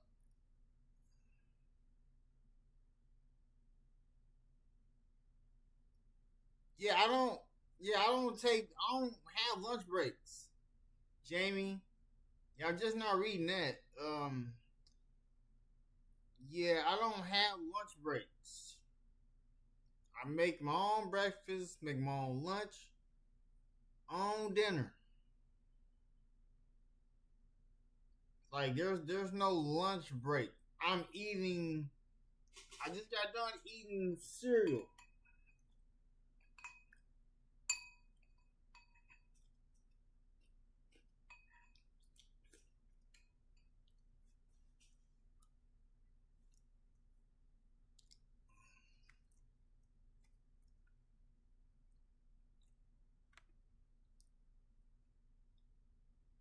I'm gonna watch something more energetic after this.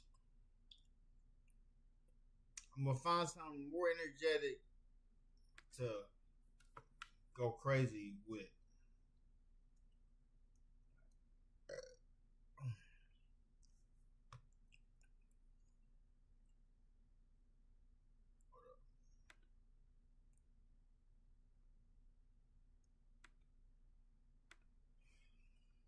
Being able to afford your lifestyle. I don't care that I could afford a newer, cooler car, because in my opinion, the coolest car in the world is the 2010 Toyota Corolla that I already have.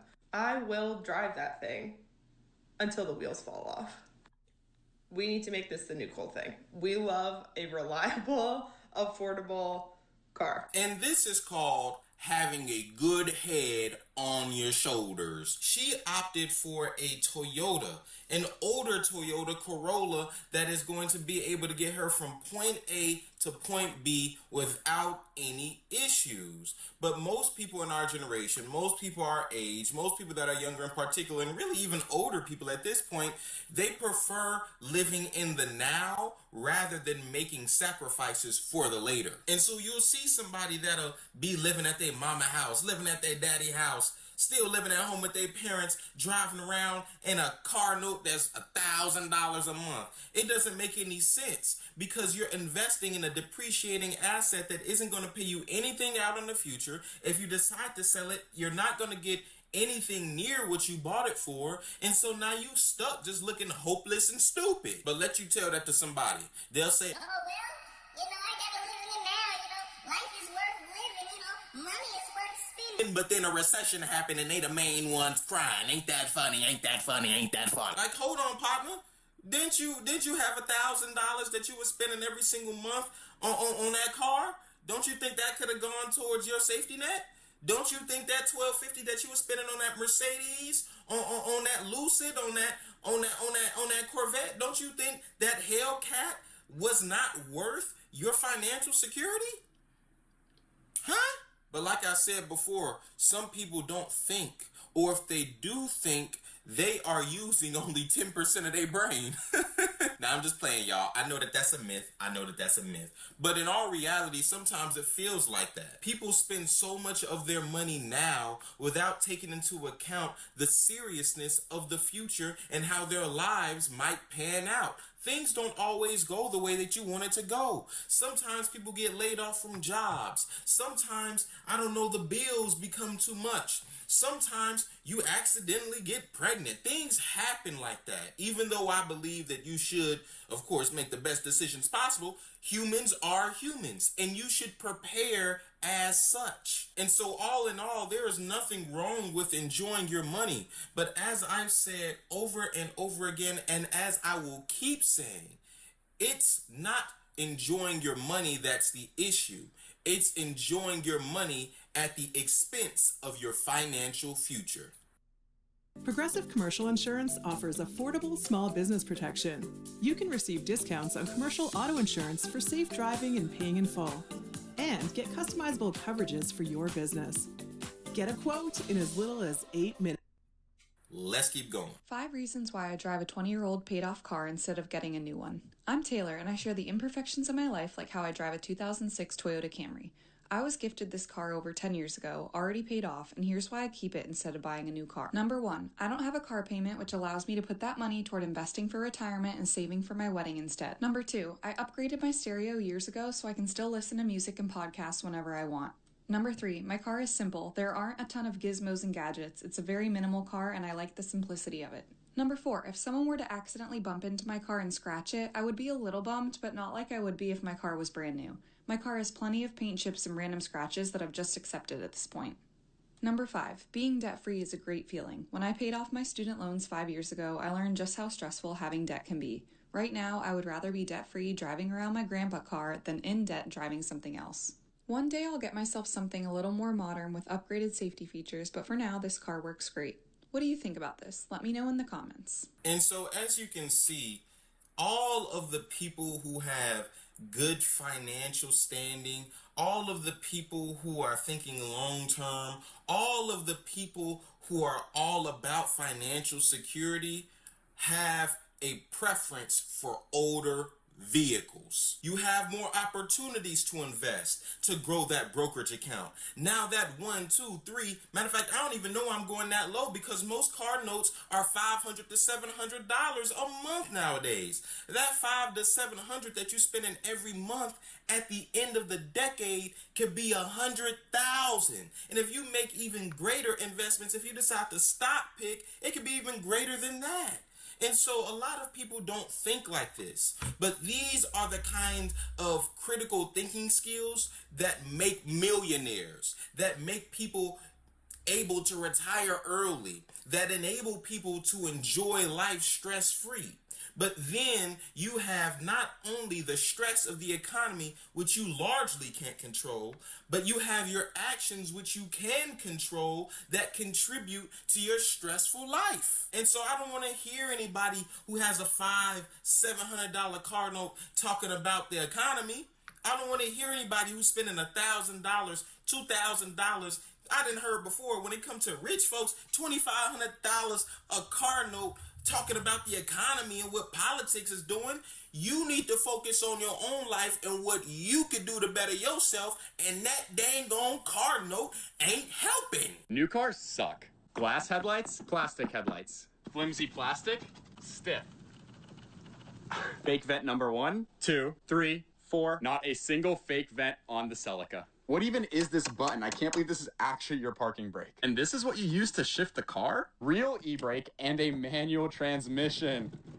No screens either, and it's very driver focused. Andrew, what's your favorite thing about your car? The fact that it'll gap yours. You know what? You do have me there. All of this plastic is disgusting. You can actually see my turbo. It is very cool to see how far Toyota has come in 30 years. It's also great that you can still see 30-year-old Toyotas on the road today. Will that happen with a BMW-made Toyota, though? I don't know. It's also awesome that Toyota is continuing to make awesome sports cars, even in a time when we have super strict regulations and no one wants a manual anymore. Which styling do you like more, new Toyota or old Toyota? All jokes aside, both of these cars are awesome in their own way, but I do have to admit, BMW does know how to make a good car. Follow for more car content. And so as you can see, even the beloved Toyota has fallen victim.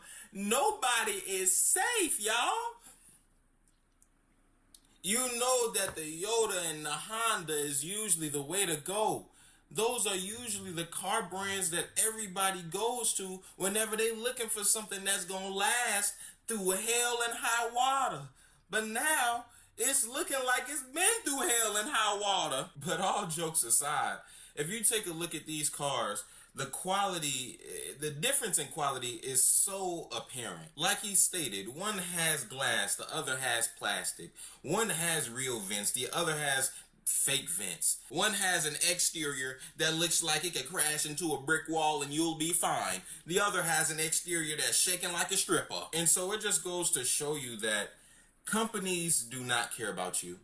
Companies care about their bottom line. Companies care about how much profit they are raking in. Companies care about the customer to the extent that they make them money. And so at any point during that transaction, during the manufacturing, during the selling, the creation of the vehicle, if they can cut corners to make more money whilst not sacrificing the customer's potential to buy, they will do so. And that's exactly what you see here. People not knowing any better, so they still get the newer car, or maybe they just don't care enough to look at their bank account and their bank statements. And as a result, these manufacturers continue putting out garbage that people continue to consume. And it'll keep going on until people wisen up, and hopefully these videos contribute to that. But what do you guys think about the video? I just wanted to have a conversation about how older vehicles are better than modern vehicles, about how many of the things that are included in older vehicles are focused on reliability, functionality, focused on you being able to get from point A to point B, focused on your ability to last for a very long time, which is why you see so many of the older Hondas, older Toyotas, older Lexuses on the road still, while many of the newer iterations seem not to last as long. And don't get me started on those car companies that already had a bad reputation to begin with. Things just aren't going the customer's way anymore across many industries because there's apparently a lapse in quality. And so long as people that patronize these businesses continue to do so regardless of what they put out, these companies will not make an effort to correct their wrongdoing. And so to a degree, it is up to the customer to make these companies change. And if we do not change our actions, then they will not change theirs. But thank you for tuning into this video. Make sure you like, comment. All right, so let me find something that's more entertaining.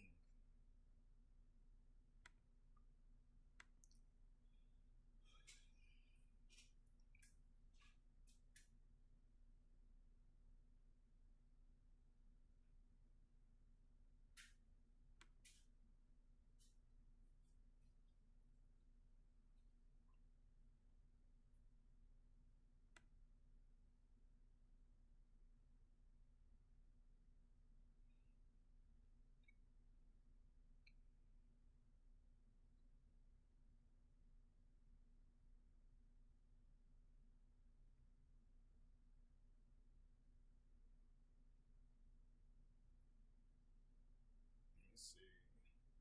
Trying to find it.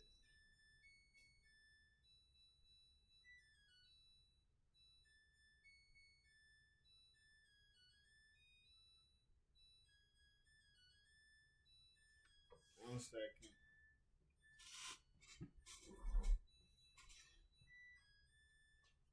Oh my buddy.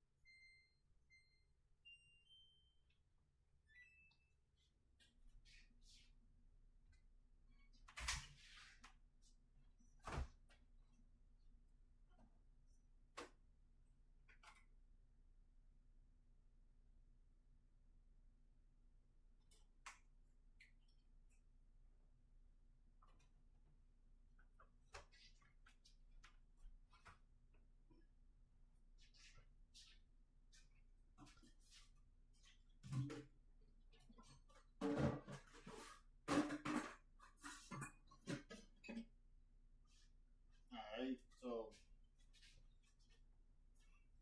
I'm letting my bed sheets go through another run in the dryer. I'm trying to find something that's entertaining, because there's not much to show.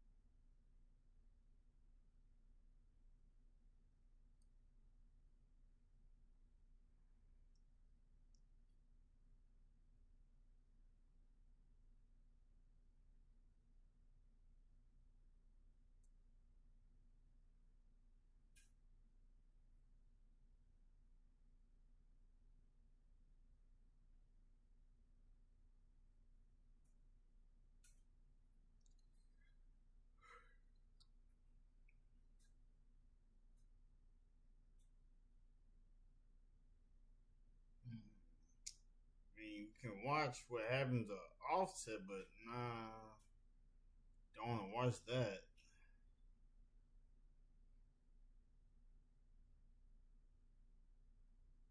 Millionaires versus minimum wage.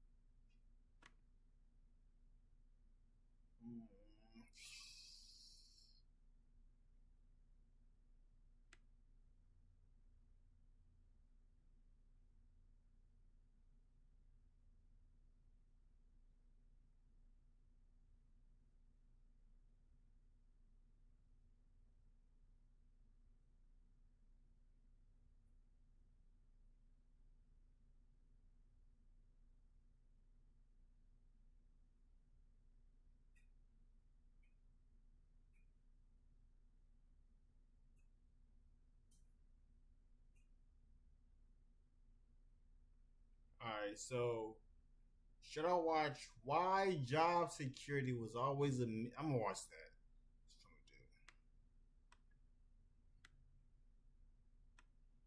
Can you be a travel advisor without quitting your... All right, so...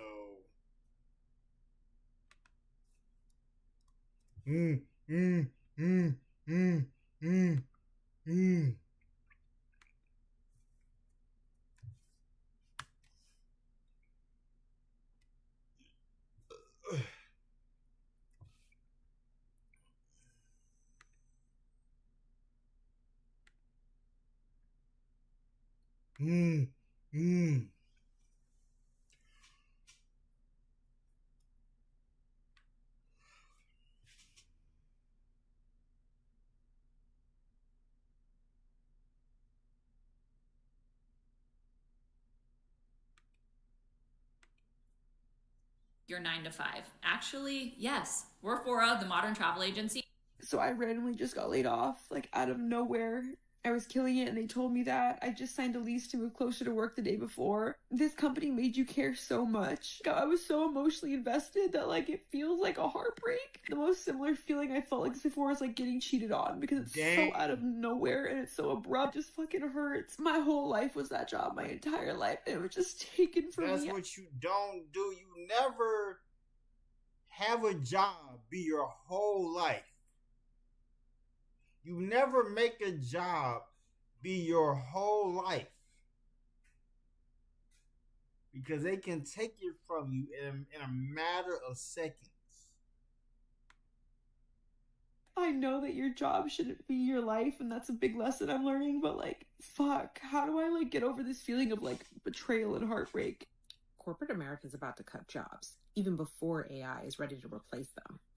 Look what's happening already. Amazon's cut over 16,000 jobs in 2026 alone, and Microsoft has freeze hiring on key teams and doubled down on AI investment. Across the tech industry, over 45,000 jobs have been cut, and at least 20% of them have been tied to AI. But here's the thing that nobody's saying out loud. Companies don't actually need AI to replace your job. They just need shareholders to believe it will. They cut the jobs now, boost margins now, and figure out the AI thing later. So the question isn't, is AI going to take your job? The question is, how soon is your company going to cut you to make them look more efficient?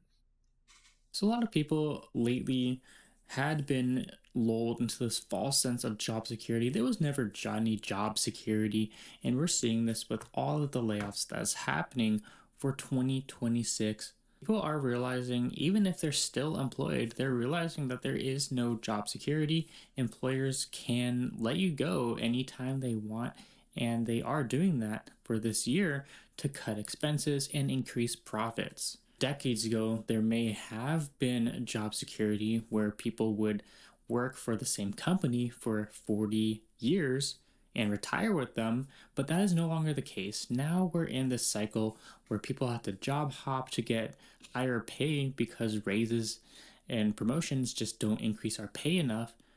And what's really sad is a lot of times new hires end up getting a higher pay than the current employees. So it seems like a lot of employers these days are not treating their current employees very well, and the only way to get ahead is to hop companies.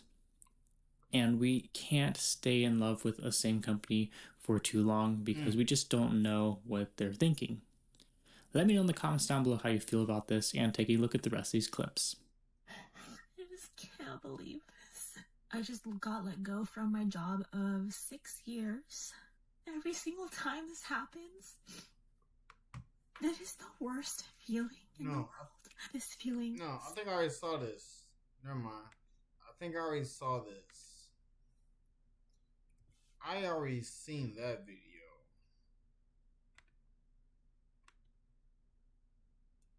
I tried every spicy food in America, from Joshua Wiseman.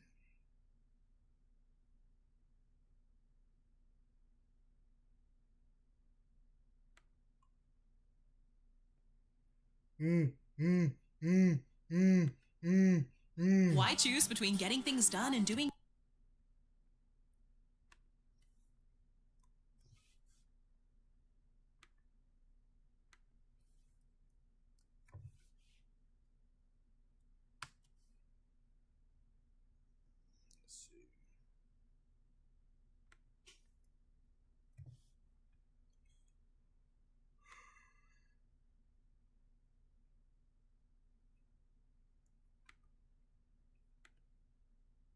things with the ones you love. With Kroger's same-day pickup and delivery, it's easy to shop the same great prices you'd find in-store with fresh delivery in our refrigerated trucks, so you can spend time on what matters most. Kroger, fresh for everyone. With the American Express Platinum Card, you can unlock experiences like no other. Find out your welcome offer and kickstart your next unforgettable adventure. Earn 5 times points on eligible flights and prepaid hotels to travel near, far, and anywhere in between. Plus, you can explore new restaurants with the $400 Resi credit. For experience... I'm gonna try the spiciest fast food menu item in all of the USA. But why do this to myself? Because spicy food has become America's biggest obsession. Every fast food restaurant is loading up their menu with some sort of Diablo this or fiery that. So we're gonna try every single famous fast food spot in America, try their spiciest item to find out which is the best tasting and which is the spiciest. Starting with McDonald's. Welcome to McDo. What's your spiciest item on the menu? Hot and spicy. This is called the hot and spicy, and it has a flame on the actual packaging. They're marketing this to be really spicy. Cheers. Honestly, it's pretty spicy for McDonald's. Like, the spice is there. It lingers a little, which I like. It's nice. It's like cayenne and pepper. Also, is that dark meat? I mean, it's nugget meat. First, we're gonna rate this how spicy it is out of 10, and then we'll give our overall score, which we'll reveal on the whiteboard. So spiciness, I feel like I have a pretty good spice tolerance, and I'll say I'm gonna try and rate this in a way that's very broad, not just my own taste. But I would give this, like, on a spiciness scale, like a 5. For fast food, and I'm giving this a window for fast food. On spicy, from 1 to 10, this is a 4 for me. But the question is, how good is it? So let's rate. We're rating this off of all the general things: texture, flavor, salt levels. I'm surprised I wrote this rating. I'm gonna be dead honest with you. 3, 2, 1. A 5.7 and a 7. What? Am I insane? I thought this was crazy good. It's above average good, but it's not on its way to a 10 good. Listen, I'm standing by my number. My sandwich was freshly cooked. It was crisp on the outside. The inside was juicy. It was seasoned really well with salt. And I tasted chicken and it had a good spice. I mean, I would eat that again. McDonald's has kind of been popping off lately. I think they're afraid of losing their spot, and they've been kicking it up a notch. I used to always hate their food, and every time I go back, I'm like, is this getting better? This is a big scoring disparity, but we're moving on. Next up, the place with my favorite logo of all time, Chicken Express. What's the spiciest item on your menu? We have spicy tenders. We'll do the spicy tenders, and then do you guys still have that serendipity hot seasoning? The hot seasoning, okay. Cheers. Flavor-wise, not bad. No, it's very flavorful. Salt is good. Crunch is good. The crunch is nice. I thought adding the seasoning was gonna make it too salty, but it's not that salty. It's mostly just adds a little bit of spice, a little cayenne. There's almost like a Sichuan peppercorn numbing quality. To me, it's like a 3.5. 3. It's almost building right for before me. a 4. Almost to a 4. Like I don't know, 3.5. dude. I would put this almost at a 6. What? 5.5. My bite's kicking. It's in the back of my throat a little. Spice score down. Now it's time to rate the overall. All in all, I'm gonna give it a 5. It's seasoned nicely, but the texture is bad. Christian.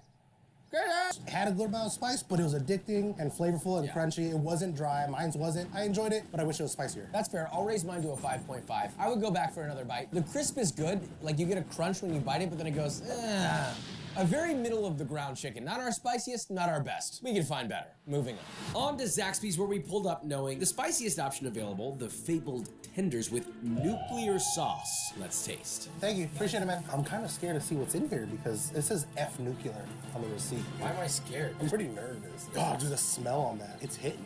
Oh. Cheers.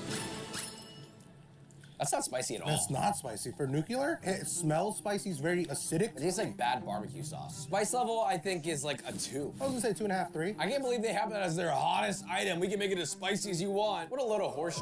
Terrible tender, too. Chewy, dry, and the texture is That might go into my top 3 worst bites of fried chicken I've ever had in my entire life. I think that's a 1. Oh, I was gonna go 2.5. I'll match yours. 2.5, sure. It didn't taste like gross. Out of all the pieces of chicken that you can eat, all the different ways you can eat them, I just wouldn't never, ever have this again. Nothing about it is appealing at all. Moving on. By default, Zaxby makes it into the top 3 because there's only 3 so far. Something tells me they won't be here for very long. On to the next. What's the spiciest item on your menu? I got a spicy sandwich. KFC giving us the hookup. This is the spiciest sandwich that they offer, topped with hot honey sriracha. Let's see if this leaves a mark.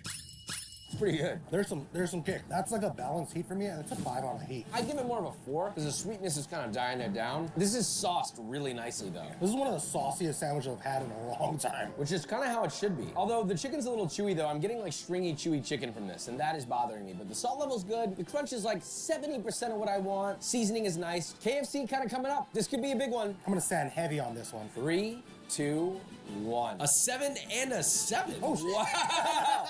Above average, above mid, not in the territory of excellence, but in the territory of good. The only thing that was carrying this sandwich was the honey and the sauce, but the chicken itself wasn't really all that much better than anything else. Moving on. And a new leader at the top. Now for our live check-in on our spicy leaderboard. Here's our top 3 now. We'll check back in later as the competition heats up. Next, A&W, an unlikely competitor, which begs the question, can A&Ws A2 double spicy pop burger make an impact? Yours looks a lot better than mine. Mine looks pretty Yeah, yours does look pretty crap, if I say. Let's just go for it, man. It's got jalapenos and a spicy sauce. Even with a jalapeno, that's not spicy. Spice level is like a 1.5 for me. Yeah, I'll give it a 1 on spicy. On flavor, somehow I taste absolutely nothing at all. It's a bland burger. This is the most bland burger I've ever eaten. I'm not even gonna pull my board out. I'll give it a 2.5. I was gonna stick to lower. I was gonna say 2 for me. It's disappointing at a 2, you know what I mean? I don't want to talk about this anymore. Moving on. The coveted Five Guys burgers and fries. Something about Five Guys feels like you walk in expecting an elevated fast food experience, and what you get is somehow the same, if not below average fast food experience. All right, let me go ahead and go get ready to make this bed up. So I'll be right back. They wouldn't believe me. They wonder where I got a drip from. I told them it came from a bottle of Fiji. They wouldn't believe me. They wonder where I got a drip from. I told them it came from a bottle of Fiji. They wouldn't believe me. They wonder where I got a drip from. I told them it came from a bottle of Fiji. They wouldn't believe me. They wonder where I got a drip from. I told them it came from a bottle of Fiji. They wouldn't believe me. They wonder where I got a drip from. I told them it came from a bottle of Fiji. They wouldn't believe me. They wonder where I got a drip from. I told them it came from a bottle of Fiji. They wouldn't believe me. They wonder where I got a drip from. I told them it came from a bottle of Fiji. They wouldn't believe me. They wonder where I got a drip from. I told them it came from a bottle of Fiji. They wouldn't believe me. They wonder where I got a drip from. I told them it came from a bottle of Fiji. They wouldn't believe me. They wonder where I got a drip from. I told them it came from a bottle of Fiji. They wouldn't believe me. They wonder where I got a drip from. I told them it came from a bottle of Fiji. They wouldn't believe me. They wonder where I got a drip from. I told them it came from a bottle of Fiji. They wouldn't believe me. They wonder where I got a drip from. I told them it came from a bottle of Fiji. They wouldn't believe me. They wonder where I got a drip from. I told them it came from a bottle of Fiji. They wouldn't believe me. They wonder where I got a drip from. I told them it came from a bottle of Fiji. They wouldn't believe me. They wonder where I got a drip from. I told them it came from a bottle of Fiji. They wouldn't believe me. They wonder where I got a drip from. I told them it came from a bottle of Fiji. They wouldn't believe me. They wonder where I got a drip from. I told them it came from a bottle of Fiji. They wouldn't believe me.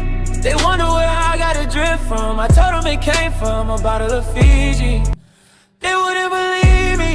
They wonder where I got a drip from. I told them it came from a bottle of Fiji. They wouldn't believe me. They wonder where I got a drip from. I told them it came from a bottle of Fiji. They wouldn't believe me. They wonder where I got a drip from. I told them it came from a bottle of Fiji.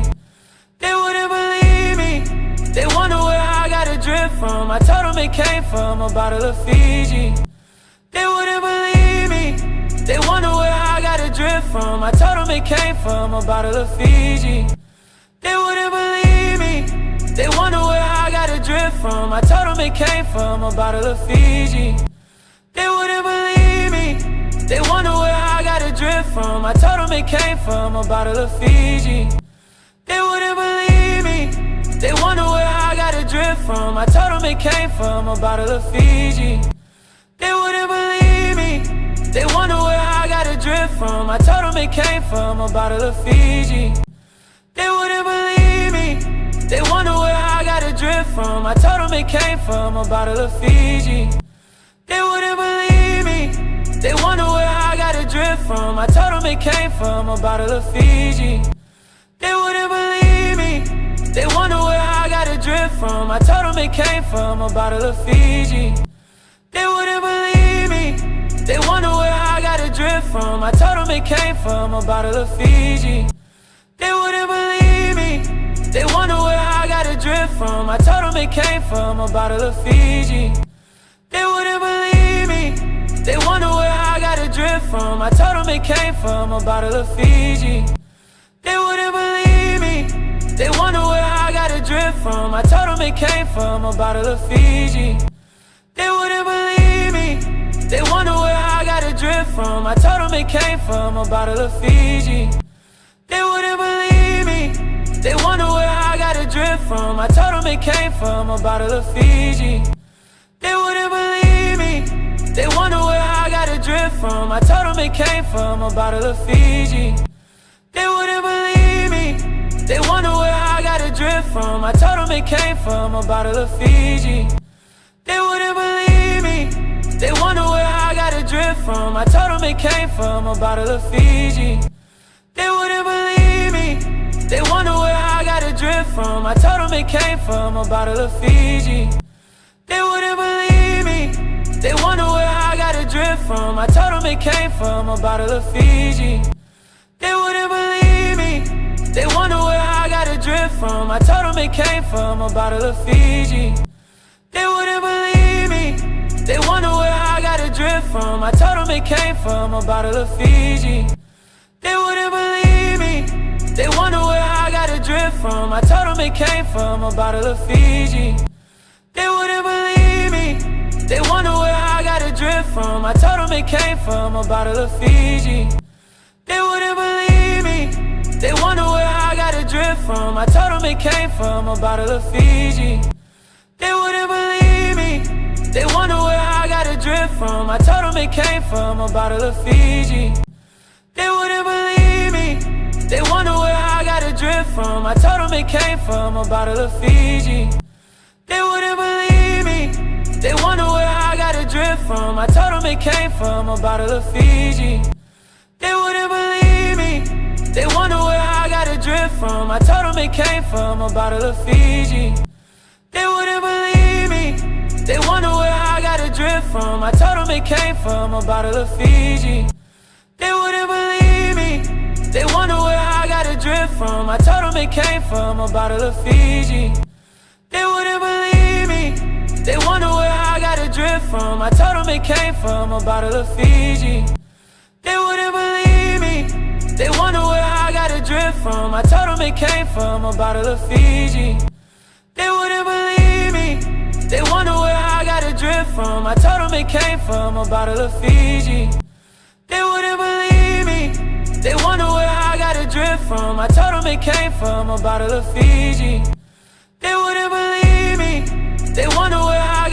from. I told them it came from a bottle of Fiji. They wouldn't believe me. They wonder where I got a drip from. I told them it came from a bottle of Fiji. They wouldn't believe me. They wonder where I got a drip from. I told them it came from a bottle of Fiji. They wouldn't believe me. They wonder where I got a drip from. I told them it came from a bottle of Fiji.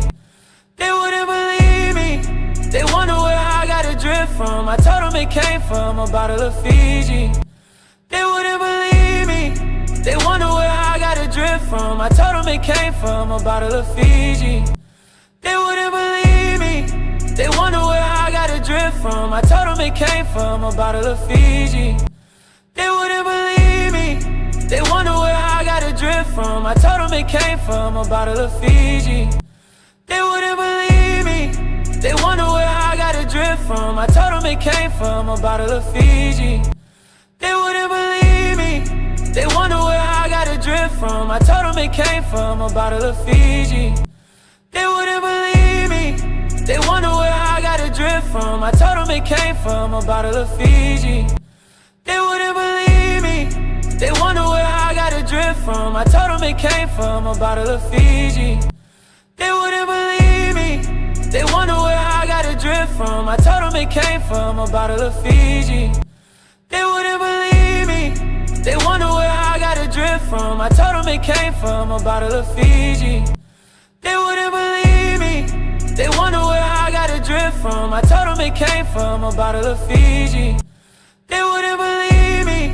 They wonder where I got a drip from. I told them it came from a bottle of Fiji. They wouldn't believe me. They wonder where I got a drip from. I told them it came from a bottle of Fiji. They wouldn't believe me. They wonder where I got a drip from. I told them it came from a bottle of Fiji. They wouldn't believe me. They wonder where I got a drip from. I told them it came from a bottle of Fiji. They wouldn't believe me. They wonder where I got a drip from. I told them it came from a bottle of Fiji. They wouldn't believe me. They wonder where I got a drip from. I told them it came from a bottle of Fiji. They wouldn't believe me. They wonder where I got a drip from. I told them it came from a bottle of Fiji. They wouldn't believe me. They wonder where I got a drip from. I told them it came from a bottle of Fiji. They wouldn't believe me. They wonder where I got a drip from. I told them it came from a bottle of Fiji. They wouldn't believe me. They wonder where I got a drip from. I told them it came from a bottle of Fiji. They wouldn't believe me. They wonder where I got a drip from. I told them it came from a bottle of Fiji. They wouldn't believe me. They wonder where I got a drip from. I told them it came from a bottle of Fiji. They wouldn't believe me. They wonder where I got a drip from. I told them it came from a bottle of Fiji. They wouldn't believe me. They wonder where I got a drip from. I told them it came from a bottle of Fiji. They wouldn't believe me. They wonder where I got a drip from. I told them it came from a bottle of Fiji. They wouldn't believe me. They wonder where I got a drip from. I told them it came from a bottle of Fiji. They wouldn't believe me. They wonder where I got a drip from. I told them it came from a bottle of Fiji. They wouldn't believe me. They wonder where I got a drip from. I told them it came from a bottle of Fiji. They wouldn't believe me. They wonder where I got a drip from. I told them it came from a bottle of Fiji. They wouldn't believe me. They wonder where I got a drip from. I told them it came from a bottle of Fiji. They wouldn't believe me.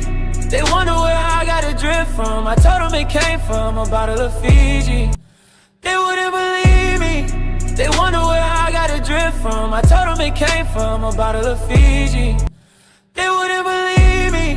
They wonder where I got a drip from. I told them it came from a bottle of Fiji. They wouldn't believe me.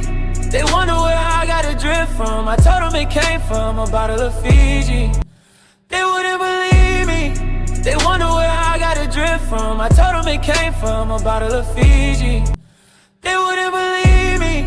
They wonder where I got a drip from. I told them it came from a bottle of Fiji. They wouldn't believe me. They wonder where I got